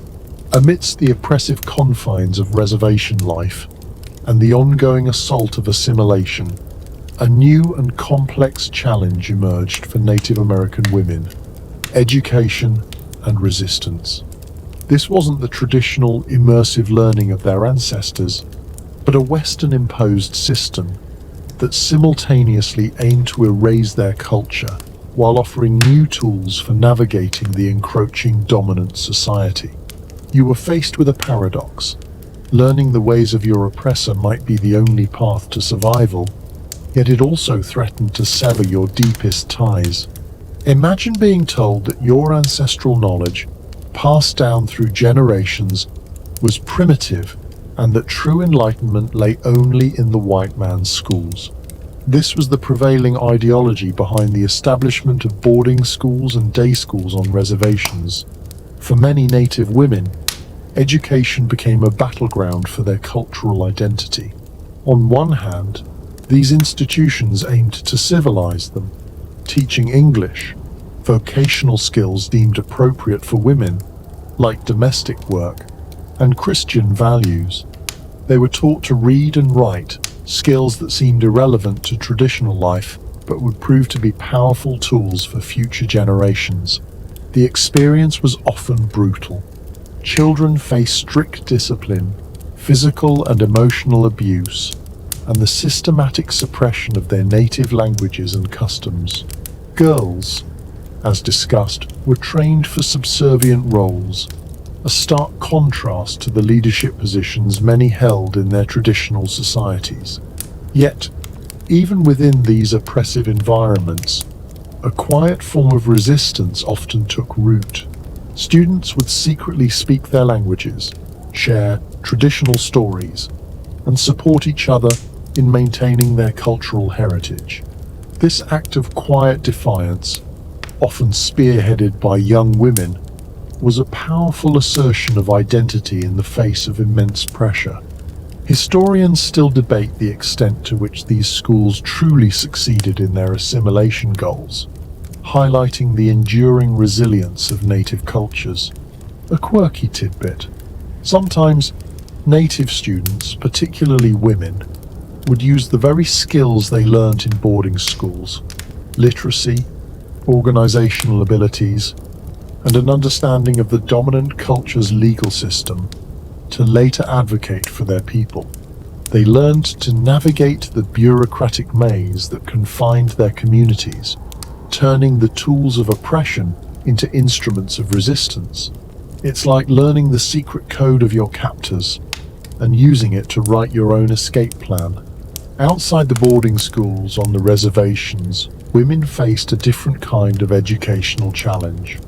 The traditional ways of learning through observation and participation were disrupted as communal life was fragmented. However, many women became informal teachers, desperately trying to pass on language, stories, and cultural knowledge to their children and grandchildren, often in secret. They understood that the survival of their culture depended on these transmissions, even if formal education sought to undermine them. The late 19th and early 20th centuries saw Native women begin to engage with external educational opportunities in more deliberate ways. Some sought higher education, becoming teachers, nurses, and later lawyers and activists. This was not a capitulation to assimilation, but often a strategic decision to gain the knowledge and credentials necessary to fight for their people's rights on the dominant society's terms. They were pioneers, breaking barriers and challenging stereotypes simply by pursuing intellectual and professional development. So, while the era of forced education was marked by profound suffering and cultural loss, it also forged an unexpected path for Native American women. They found ways to resist, to adapt, and to harness new knowledge, transforming themselves from targets of assimilation into powerful agents of change, laying the groundwork for future generations to reclaim their heritage and fight for justice. From the crucible of reservation life and the forced compromises of education, a powerful new force began to emerge among Native American women: activism and advocacy. This wasn't merely about personal survival anymore. It was about collective liberation, a fierce determination to reclaim sovereignty, cultural dignity, and justice for their people. You weren't just enduring, you were rising, finding your voice in a world that had long tried to silence you. Imagine the courage it took to speak out against a system designed to oppress you, to challenge powerful government institutions, and to demand rights that had been systematically denied for generations. Native American women, drawing on their deep traditional roles as caregivers, cultural keepers, and community leaders, stepped forward as powerful advocates. They understood implicitly that the health of their families and tribes depended on systemic change. Early forms of advocacy were often grassroots and community-based. Women organized to address immediate needs on reservations, such as lack of adequate food, healthcare, and housing. They formed benevolent societies and self-help groups, pooling resources and knowledge to support their families and neighbors. This communal spirit, rooted in their traditional ways, provided a strong foundation for broader activism. Historians still debate the precise tipping point that led to more organized, overt forms of political activism, but the decades of quiet resistance certainly laid the groundwork. As the 20th century progressed, Native American women increasingly moved into more prominent national roles.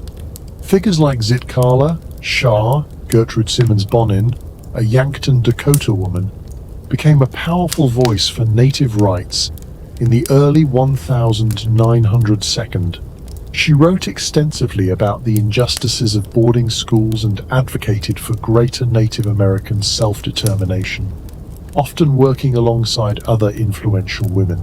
Her ability to navigate both native and non-native worlds, using her education to fight against the very system that educated her, was a testament to her strategic brilliance. The mid-20th century saw the rise of more organized movements. The American Indian movement, AIM, often captured headlines with its confrontational tactics, but behind the scenes, and sometimes on the front lines, Native women were integral. They participated in crucial events like the occupation of Alcatraz in 1969 and Wounded Knee in 1973, bringing their spiritual strength, organizational skills, and unwavering commitment to the fight. They were instrumental in establishing new organizations and guiding strategic decisions, often providing the emotional and logistical backbone for these movements. A quirky tidbit: during the occupation of Alcatraz, it was often the native women who organized the collection and distribution of food, managed childcare, and ensured the daily survival of the occupiers, demonstrating their continued role as providers even in protest. Beyond direct protest, Native women became powerful advocates for specific issues.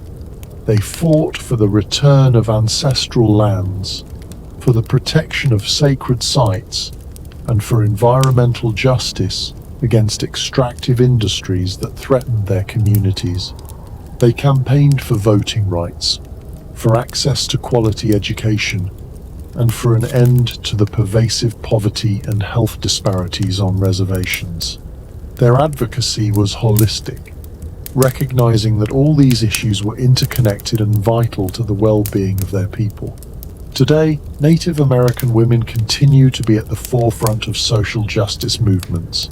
They lead initiatives addressing the crisis of missing and murdered Indigenous women, MMIW, advocate for tribal sovereignty in legal and political arenas, and champion cultural revitalization efforts.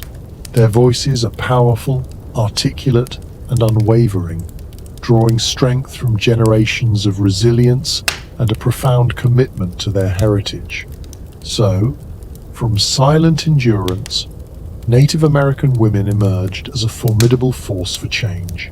They transformed their personal struggles into a collective movement, proving that true advocacy arises from a deep connection to community and an unshakable belief in justice. Their activism continues to shape the fight for Native rights and cultural recognition. Even as the fight for recognition and rights intensified, another crucial battle was being waged by Native American women: the vital struggle for cultural preservation. This wasn't merely about holding on to relics of the past. It was about safeguarding the very soul of their people, ensuring that languages, ceremonies, stories, and traditional knowledge survived generations of deliberate suppression. You weren't just a guardian, you were a living archive, diligently working to ensure that the threads of your heritage, no matter how frayed, would never truly break. Imagine seeing your language, the very vehicle of your unique worldview, slowly erode under the weight of forced English-only policies, or witnessing sacred ceremonies practiced for millennia being outlawed or demonized. This was the reality, and for Native women, who traditionally held central roles in transmitting culture, the burden and honor of preservation fell heavily on their shoulders. They understood that a culture without its language, without its ceremonies, without its stories, was a culture in peril.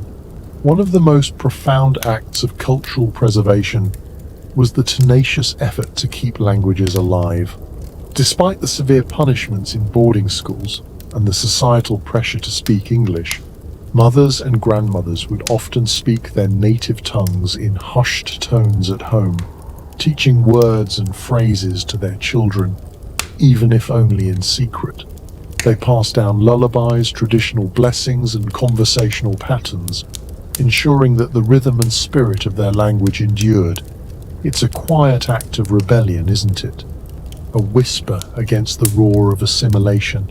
Historians still debate the optimal strategies for language revitalization, but the dedication of these women is a consistent theme. Beyond language, women were instrumental in preserving traditional ceremonies and spiritual practices. When public ceremonies were banned, they found ways to practice them in hidden places, passing down the intricate details of rituals, songs, and dances from memory. They adapted, sometimes subtly altering practices to avoid detection, but always maintaining the core essence of their spiritual beliefs. They understood that these ceremonies were not just rituals, they were the lifeline connecting them to their ancestors, their lands, and the spiritual world. A quirky tidbit: in some instances, seemingly innocuous craft activities, like specific weaving patterns or beadwork designs, secretly encoded spiritual narratives or tribal histories, allowing cultural knowledge to persist right under the nose of colonial authorities. Women also tirelessly preserved and transmitted traditional knowledge, from medicinal plant uses to sustainable ecological practices, from intricate craft techniques to complex storytelling traditions.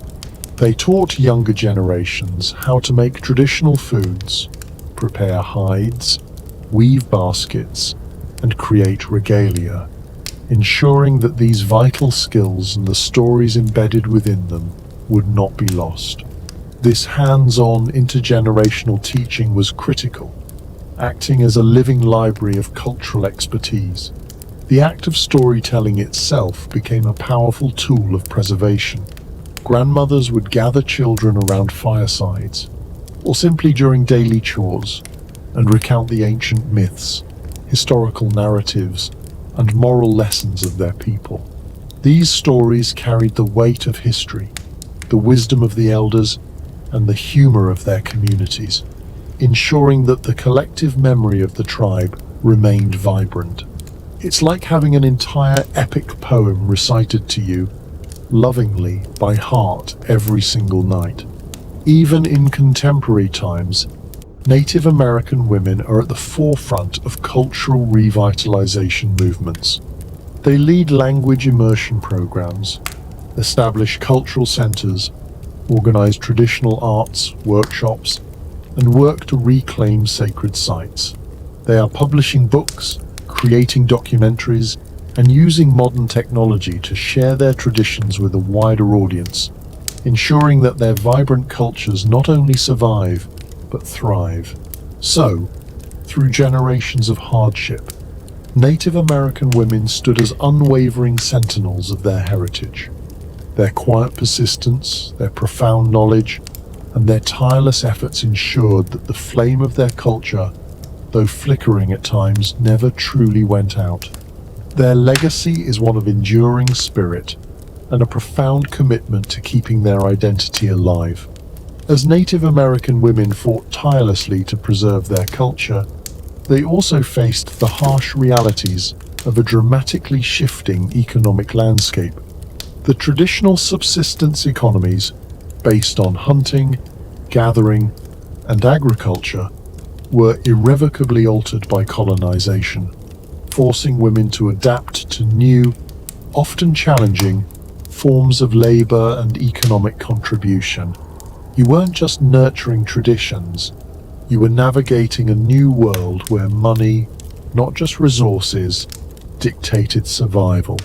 Imagine your customary work, cultivating fields, processing game, crafting intricate goods, suddenly devalued or rendered impossible by confinement to reservations and the imposition of a cash economy. The introduction of wage labor fundamentally reshaped daily life. For many Native American women, this meant seeking work outside their traditional roles, often in highly exploitative conditions, simply to feed their families. It was a stark contrast to their previous economic autonomy. Historians still debate the precise long-term economic effects of these shifts on women's status within their communities, but the immediate hardship was immense. One common avenue for economic survival was domestic work. Native women often found employment as housekeepers, laundresses, and nannies in non-native towns and cities surrounding reservations. This work was arduous, poorly paid, and often involved long hours and significant travel away from their families. It represented a stark departure from their communal, self-directed labor, placing them in subservient positions within the homes of their colonizers. A quirky tidbit: some women would strategically use these opportunities to gather information about the dominant society, learning its ways, and sometimes subtly influencing decisions through their proximity to powerful families. Another significant economic adaptation was the production of crafts for sale. Women who had once created beautiful pottery, baskets, beadwork, and textiles for internal tribal use or ceremonial purposes began to produce these items for a tourist market. While this provided much-needed income and allowed for the continuation of traditional skills, it also commodified their art, and sometimes led to pressure to adapt designs for non-native tastes. This was a complex negotiation, leveraging their cultural heritage for economic survival, even as that heritage was being suppressed. It's like being forced to turn your cherished family recipes into fast food, but needing the income to keep your family fed. In some areas, Native women also engaged in agricultural wage labor, working on farms owned by non-natives, or participating in seasonal harvests like fruit picking. This was often back-breaking work, paid meagerly, and subjected them to harsh conditions. Yet, for many, it was the only viable way to earn cash needed for essentials not available through traditional means or inadequate government rations. The economic shifts were not uniform. In tribes where commercial fishing, logging, or ranching became dominant industries, women's roles might be less direct in terms of wage earning, but they continued to support these activities through their domestic labor, food preparation, and community organization. They managed the household finances, stretched meager resources, and adapted family life to the new economic realities, often displaying incredible ingenuity and resourcefulness. Despite the challenges, these economic adaptations demonstrated Native American women's remarkable resilience and agency. They weren't passive victims of these changes. They actively sought ways to provide for their families and communities, even under immense pressure. Their ability to navigate and find opportunities within a radically transformed economic landscape is a testament to their enduring strength and adaptability. Amidst the sweeping economic and social transformations, another profound shift was occurring, deeply impacting the very essence of identity within Native American communities. The evolution of gender roles, the clear, complementary divisions of labor and influence that had defined pre-colonial life, began to blur, fracture, and sometimes, regrettably, reinforce patriarchal norms introduced by the dominant society. You weren't just adapting your work, you were navigating a renegotiation of who you were and where you stood, in a world that was constantly shifting underfoot. Imagine a societal structure where gender roles were distinct but equally valued, where women's contributions in agriculture and domestic life were seen as just as vital as men's in hunting and warfare. This was the traditional balance in many Native American tribes. However, colonization often imposed a rigid, hierarchical view of gender, one where men were considered superior and women were relegated to a subservient domestic sphere. This external pressure systematically undermined the traditional authority and respect afforded to Native women. Historians still actively debate the precise ways in which external pressures interacted with pre-existing gender dynamics in various tribes, acknowledging the complexity of these transformations. The imposition of a cash economy, for instance, often favored male labor in industries like logging, mining, or commercial farming, providing men with direct access to wages. This could inadvertently reduce women's economic standing, as their traditional, often unpaid, labor in subsistence farming or crafting for communal use was not recognized or valued in the same monetary terms. This economic imbalance sometimes led to a shift in domestic power dynamics, as men became the primary wage earners and therefore, in the eyes of the colonizers, the heads of household. It's like suddenly being told your vital work in maintaining a complex garden is worth less than someone else's factory job. However, Native women often found ways to adapt and resist these imposed gender norms. As discussed, they embraced new economic activities like selling crafts or working domestically, demonstrating their continued capacity for economic contribution and resilience. In many instances, they became the financial backbone of their families, quietly supporting households through their labor, even as traditional male roles were disrupted by reservation, life, and loss of traditional activities.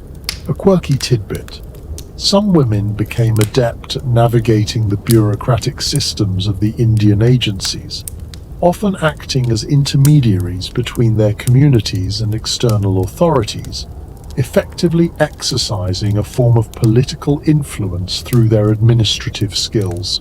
Furthermore, while external pressures aim to diminish women's political and spiritual roles within their own communities, many women continue to hold significant sway, particularly the elder women and clan mothers. They maintained traditional practices in secret, continued to guide family decisions, and often served as the moral compass for their people. The shift was often more about how outside powers perceived and interacted with native leadership, rather than an internal loss of respect for women's inherent power within their own cultural systems. The fluidity of gender roles also varied across tribes. Some tribes traditionally recognized more than two genders, or had roles for individuals who embodied both masculine and feminine spirits, often referred to as two-spirit individuals. The arrival of rigid European gender binaries and the associated prejudice against anything outside these norms further complicated indigenous understandings of gender and sexuality, creating additional layers of pressure and suppression. Ultimately, the evolution of gender roles for Native American women during and after colonization was a complex and often painful process. It involved both the imposition of new hierarchies and the fierce, quiet resistance to maintain traditional values and power structures. Despite the immense challenges, Native women continued to demonstrate incredible adaptability and an enduring commitment to their families and cultures, proving that their strength was not easily defined or contained by external forces. Beyond the internal dynamics of their own communities, Native American women also played critical, often overlooked, roles in shaping intertribal relations. This wasn't just about avoiding conflict. It was about forging intricate webs of diplomacy, trade, and kinship that spanned vast distances and ensured the broader stability and prosperity of diverse indigenous nations. You weren't just a member of your tribe, you were a vital thread in a complex tapestry of relationships that stretched across the continent. Imagine a world where treaties weren't just signed by men in council, but woven into the very fabric of family ties and economic exchange, often facilitated by women. While male chiefs and warriors frequently engaged in overt diplomacy or warfare, women's roles were crucial in maintaining peace, fostering trade, and solidifying alliances through marriage. These strategic marriages, where a woman from one tribe married into another, served as powerful political bonds, creating kinship networks that obligated both tribes to mutual support and non-aggression. It's a far more personal and enduring form of diplomacy than simply signing a document. Women were also central to intertribal trade networks. They were the producers of many valuable trade goods: baskets, pottery, woven textiles, processed hides, and agricultural surplus. Their expertise in these crafts and their knowledge of traditional food processing made them indispensable to long-distance exchange. Imagine carrying valuable goods across vast territories, meeting women from other tribes, exchanging not just items but also knowledge, stories, and cultural practices. These trade routes were arteries of commerce and communication, and women were often the beating heart of their flow. Historians still debate the specific economic scale of these intertribal trade networks, but their social and cultural significance is undeniable. Beyond formal trade, the exchange of knowledge and cultural practices between tribes often occurred through women. When women married into new tribes or were adopted as captives, as we discussed earlier, they brought with them their language, stories, songs, and skills. This cultural diffusion led to the sharing of agricultural techniques, medicinal knowledge, artistic styles, and even spiritual practices, enriching the diversity of indigenous cultures across the continent. A quirky tidbit: certain specific patterns in pottery or beadwork can be traced across multiple tribes, suggesting a fascinating artistic exchange program, often facilitated by women. Moreover, in times of conflict, Native women sometimes acted as mediators and peacemakers. Their positions as mothers and nurturers, often gave them a moral authority that transcended the immediate hostilities. They might intervene to stop a raid, advocate for the adoption of captives instead of their execution, or initiate calls for truce. Their laments for the fallen could also serve as powerful catalysts for peace, signaling to male leaders that the cost of continued warfare was too high. The very concept of kinship, so central to Native American societies, often extended beyond individual tribes to create broader alliances.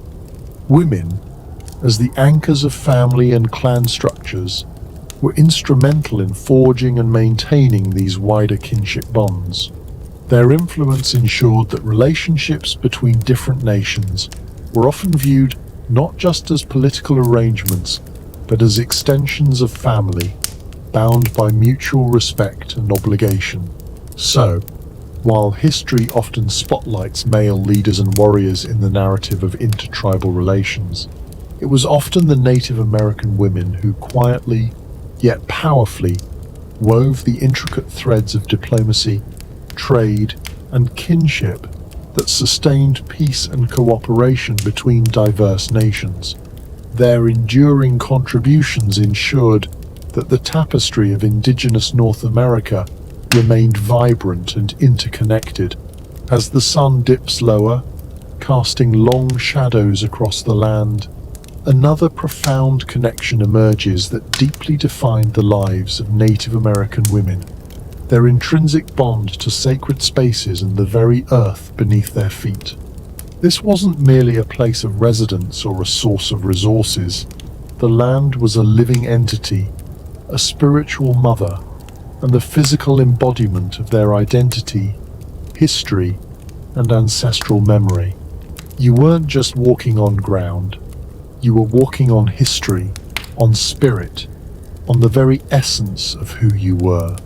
Imagine a world where every mountain, every river, every grove of trees held stories, where specific springs were places of healing, and certain rock formations were imbued with spiritual power. For Native American women, this connection to the land was particularly deep. As the primary gatherers, agriculturalists, and caretakers of resources, they had an intimate, hands-on relationship with the environment. They knew its cycles, its moods, its secrets, understanding that its health was directly tied to the health and well-being of their people. This wasn't merely stewardship, it was kinship. Historians still widely acknowledge the profound spiritual connection Native peoples had to their lands, a concept often alien to European colonizers. Sacred sites, whether natural formations or places where significant events occurred, often held particular importance for women. These could be places for vision quests, for women's ceremonies related to fertility and childbirth, or for gathering specific medicinal plants that grew only in certain hallowed grounds. The act of walking on these lands was a form of prayer, a continuous acknowledgement of their ancestors and the spiritual forces that permeated the landscape. It's like your entire world is one giant, ancient cathedral, and every step is a pilgrimage. The loss of ancestral lands due to colonization and forced removal to reservations was therefore not just a physical displacement, it was a profound spiritual trauma. Being separated from these sacred spaces meant losing access to vital spiritual connections, to the graves of their ancestors, and to the very narratives embedded in the landscape. This cultural and spiritual dispossession had a devastating impact on women, who had long served as the keepers of these land-based traditions. However, even in the face of this loss, Native American women fiercely maintained their connection to the land, wherever they were. On reservations, they learned to find new sacred places, adapting their spiritual practices to new environments. They taught their children the importance of respecting the earth, of listening to its whispers, and of remembering the stories of their original homelands. Their spiritual resilience was profound, finding ways to maintain connection even when physically separated. A quirky tidbit: some women would carry small pouches of earth from their ancestral lands, a tangible link to their heritage that defied physical boundaries.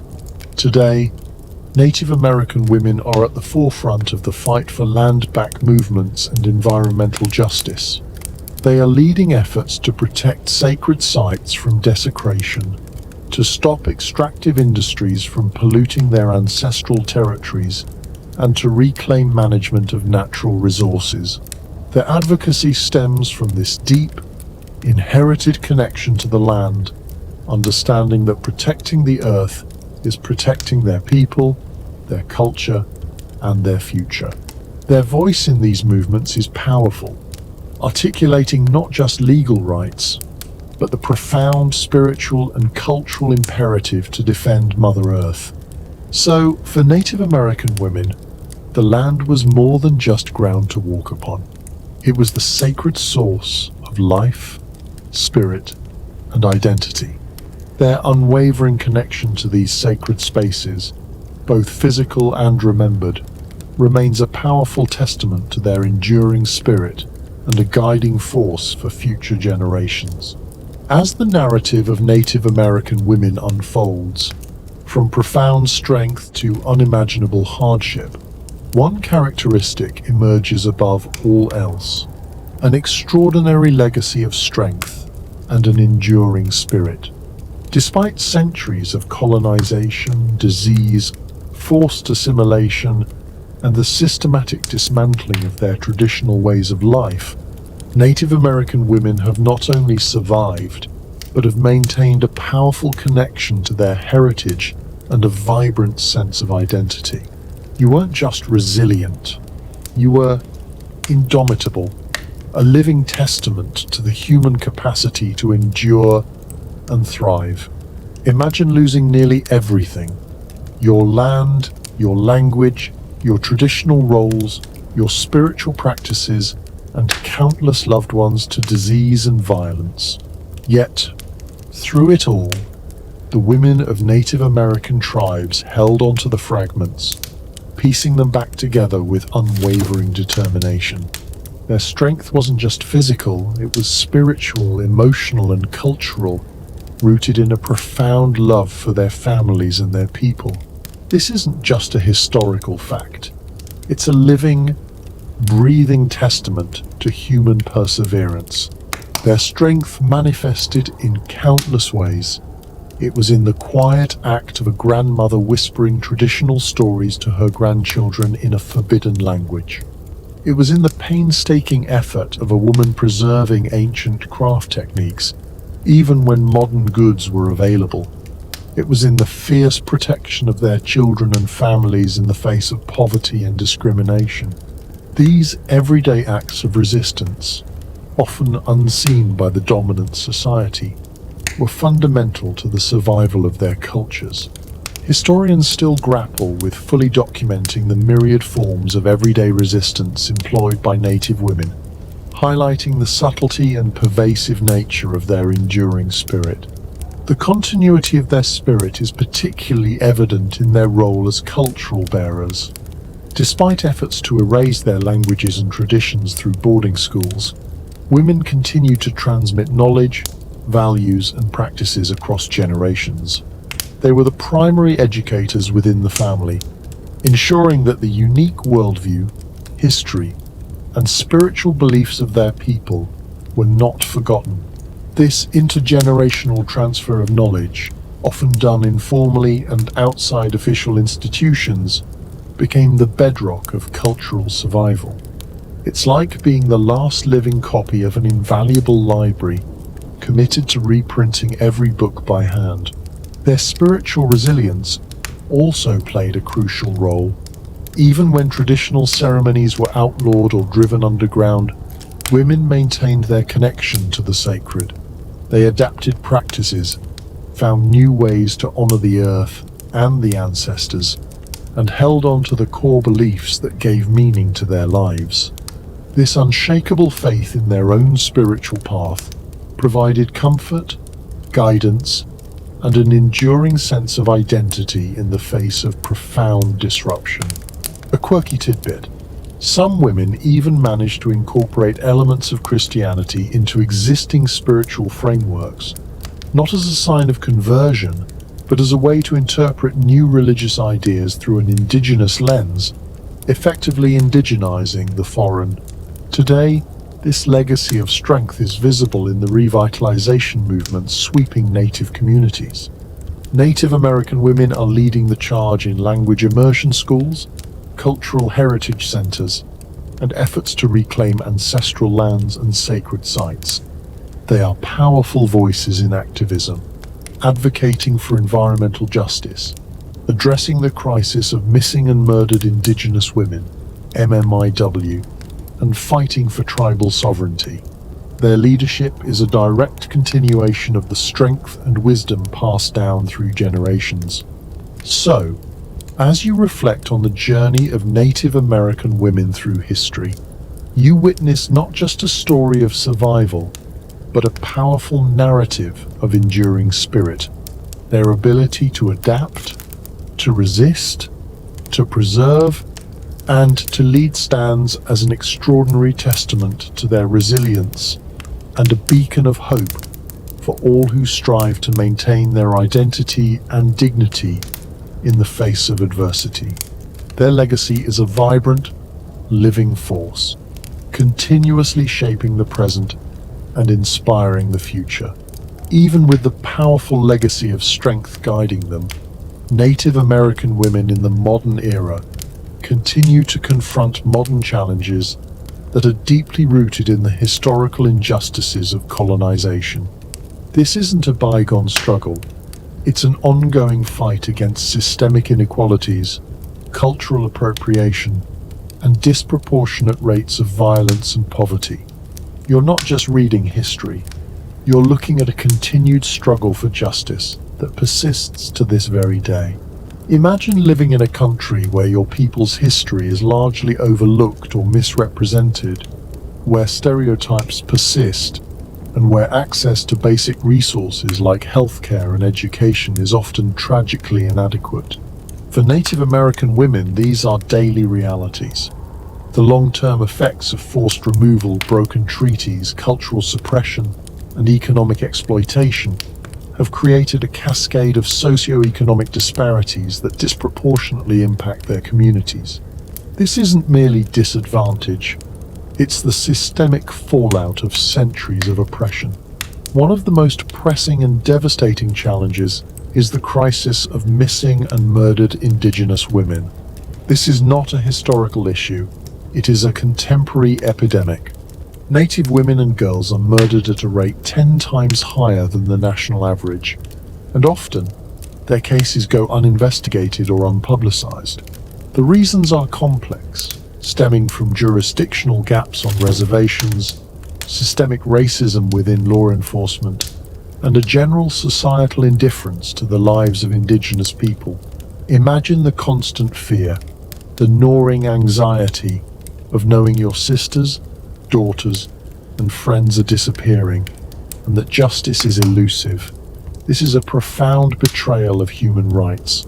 Historians and activists now widely acknowledge the historical roots of this violence in the dehumanization of Indigenous women during colonization. Poverty remains a pervasive issue.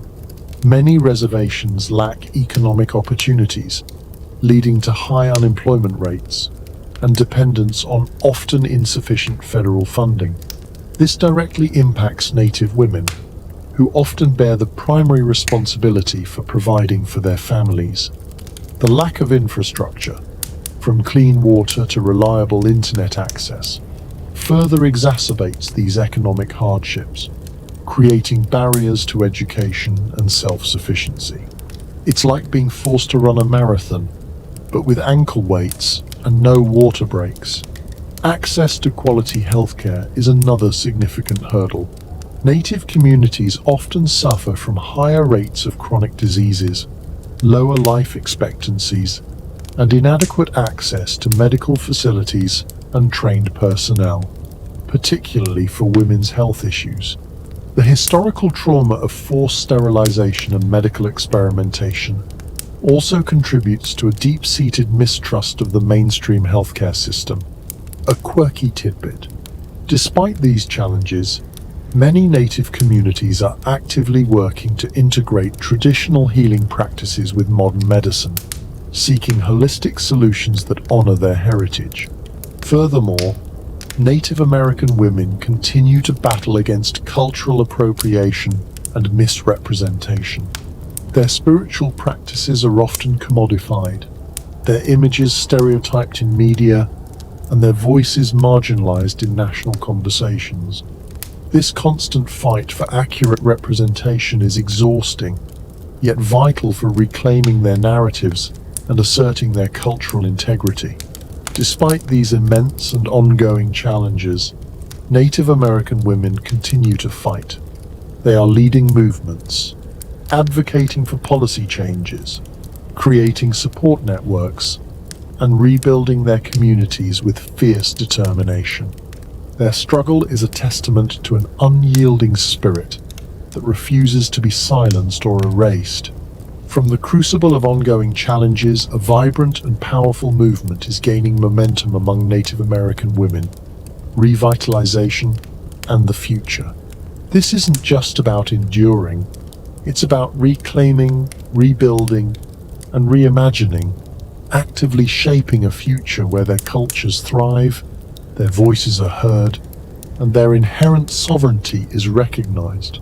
You're not just observing a historical legacy, you're witnessing a dynamic, living force determined to weave a stronger, more vibrant tapestry for generations to come.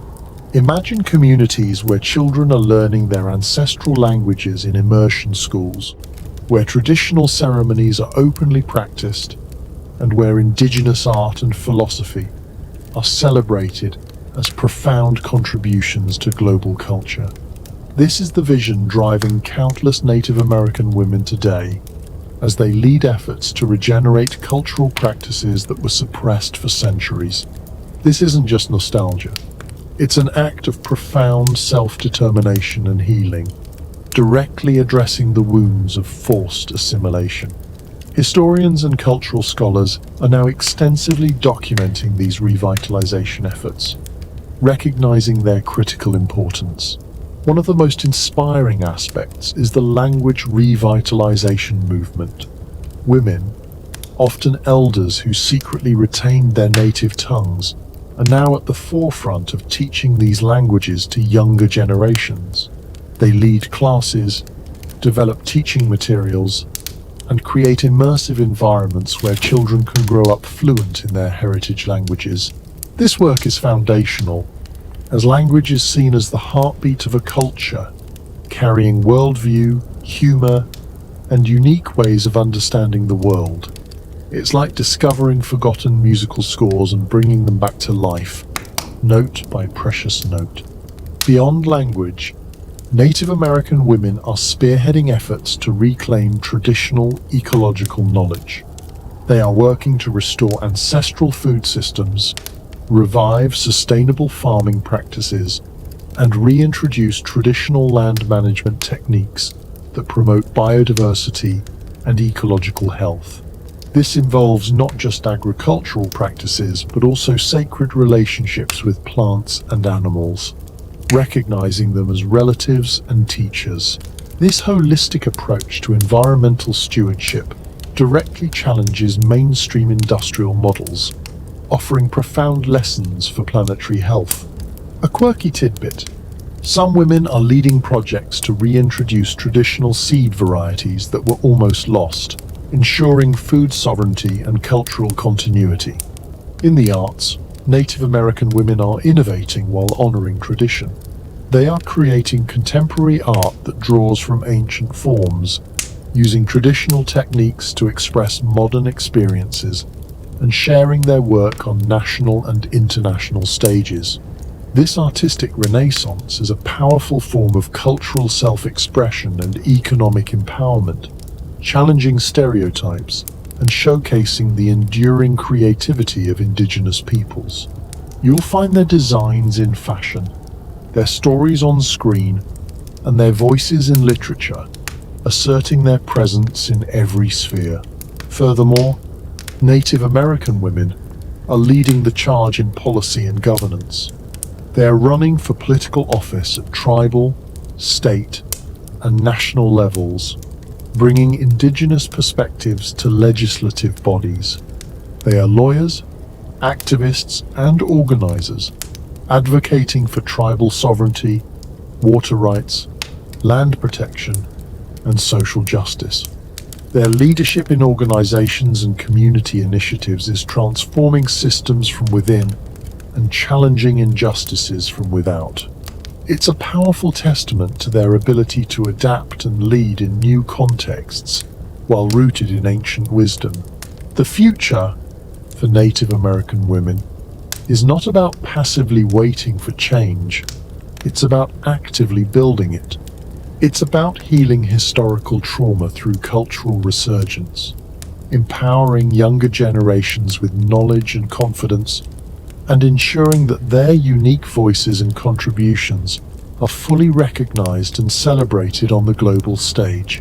Their vision is one of strength, resilience, and a flourishing future for all indigenous peoples. As the final whispers of our journey settle into the quiet of your room, we reach the concluding moments of our exploration into the extraordinary lives of women in Native American tribes. This isn't just the end of a story. It's an invitation for personal reflection, a gentle urging to truly ponder the depth of these women's lives, their enduring legacies, and the profound lessons they offer us. You've walked alongside them, glimpsing their joys, their struggles, and their triumphs, and now that experience becomes a part of you. Imagine the strength it took, day after day, century after century, to nurture life, to sustain culture, and to resist relentless pressure. These women were not mythical figures. They were real flesh and blood individuals, with dreams, fears, and an unshakable connection to their communities. They remind us that true power often lies not in overt dominance, but in quiet resilience, in unwavering dedication, and in the profound act of maintaining culture against all odds. Their lives challenge the narrow definitions of power and influence that often dominate historical narratives, revealing a far richer, more interconnected understanding of human societies. Consider the contrast between their world and yours, the sheer physicality of their daily existence, the intimate connection to the earth and its rhythms, the reliance on communal support, and the deep spiritual understanding of their place in the universe. These are aspects that modern life often distances us from, yet perhaps there are echoes, subtle longings within us for that deeper connection. Their story isn't just about what they did, it's about what they embodied, a profound harmony with nature, a fierce commitment to kinship, and an unwavering spirit of self-determination. Remember the clan mothers, wielding power not through force, but through wisdom and the respect of their lineage. Recall the healers, who found medicine in every plant and solace in every ceremony.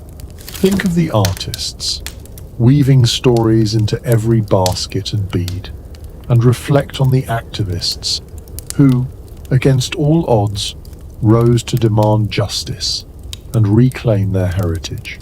Their experiences remind us that gender roles are not fixed, that societies can thrive with diverse forms of leadership, and that resilience can blossom even in the harshest conditions. Their legacy is not confined to history books. It lives on in the vibrant cultures that persist today, in the languages being revitalized, in the art being created, and in the powerful voices of contemporary Native American women. It's a legacy that calls upon us to listen more closely, to learn more deeply, and to challenge our own preconceived notions about history, power, and identity. Their strength is a beacon, illuminating the path forward for all who seek to honor their heritage and build a more just world. So, as you drift into sleep, Let the whispers of their journey linger. Feel the strength of their hands, the wisdom in their eyes, and the enduring spirit that carried them through centuries. May their story bring you not just knowledge, but a deep sense of connection to a powerful human truth. Sweet dreams.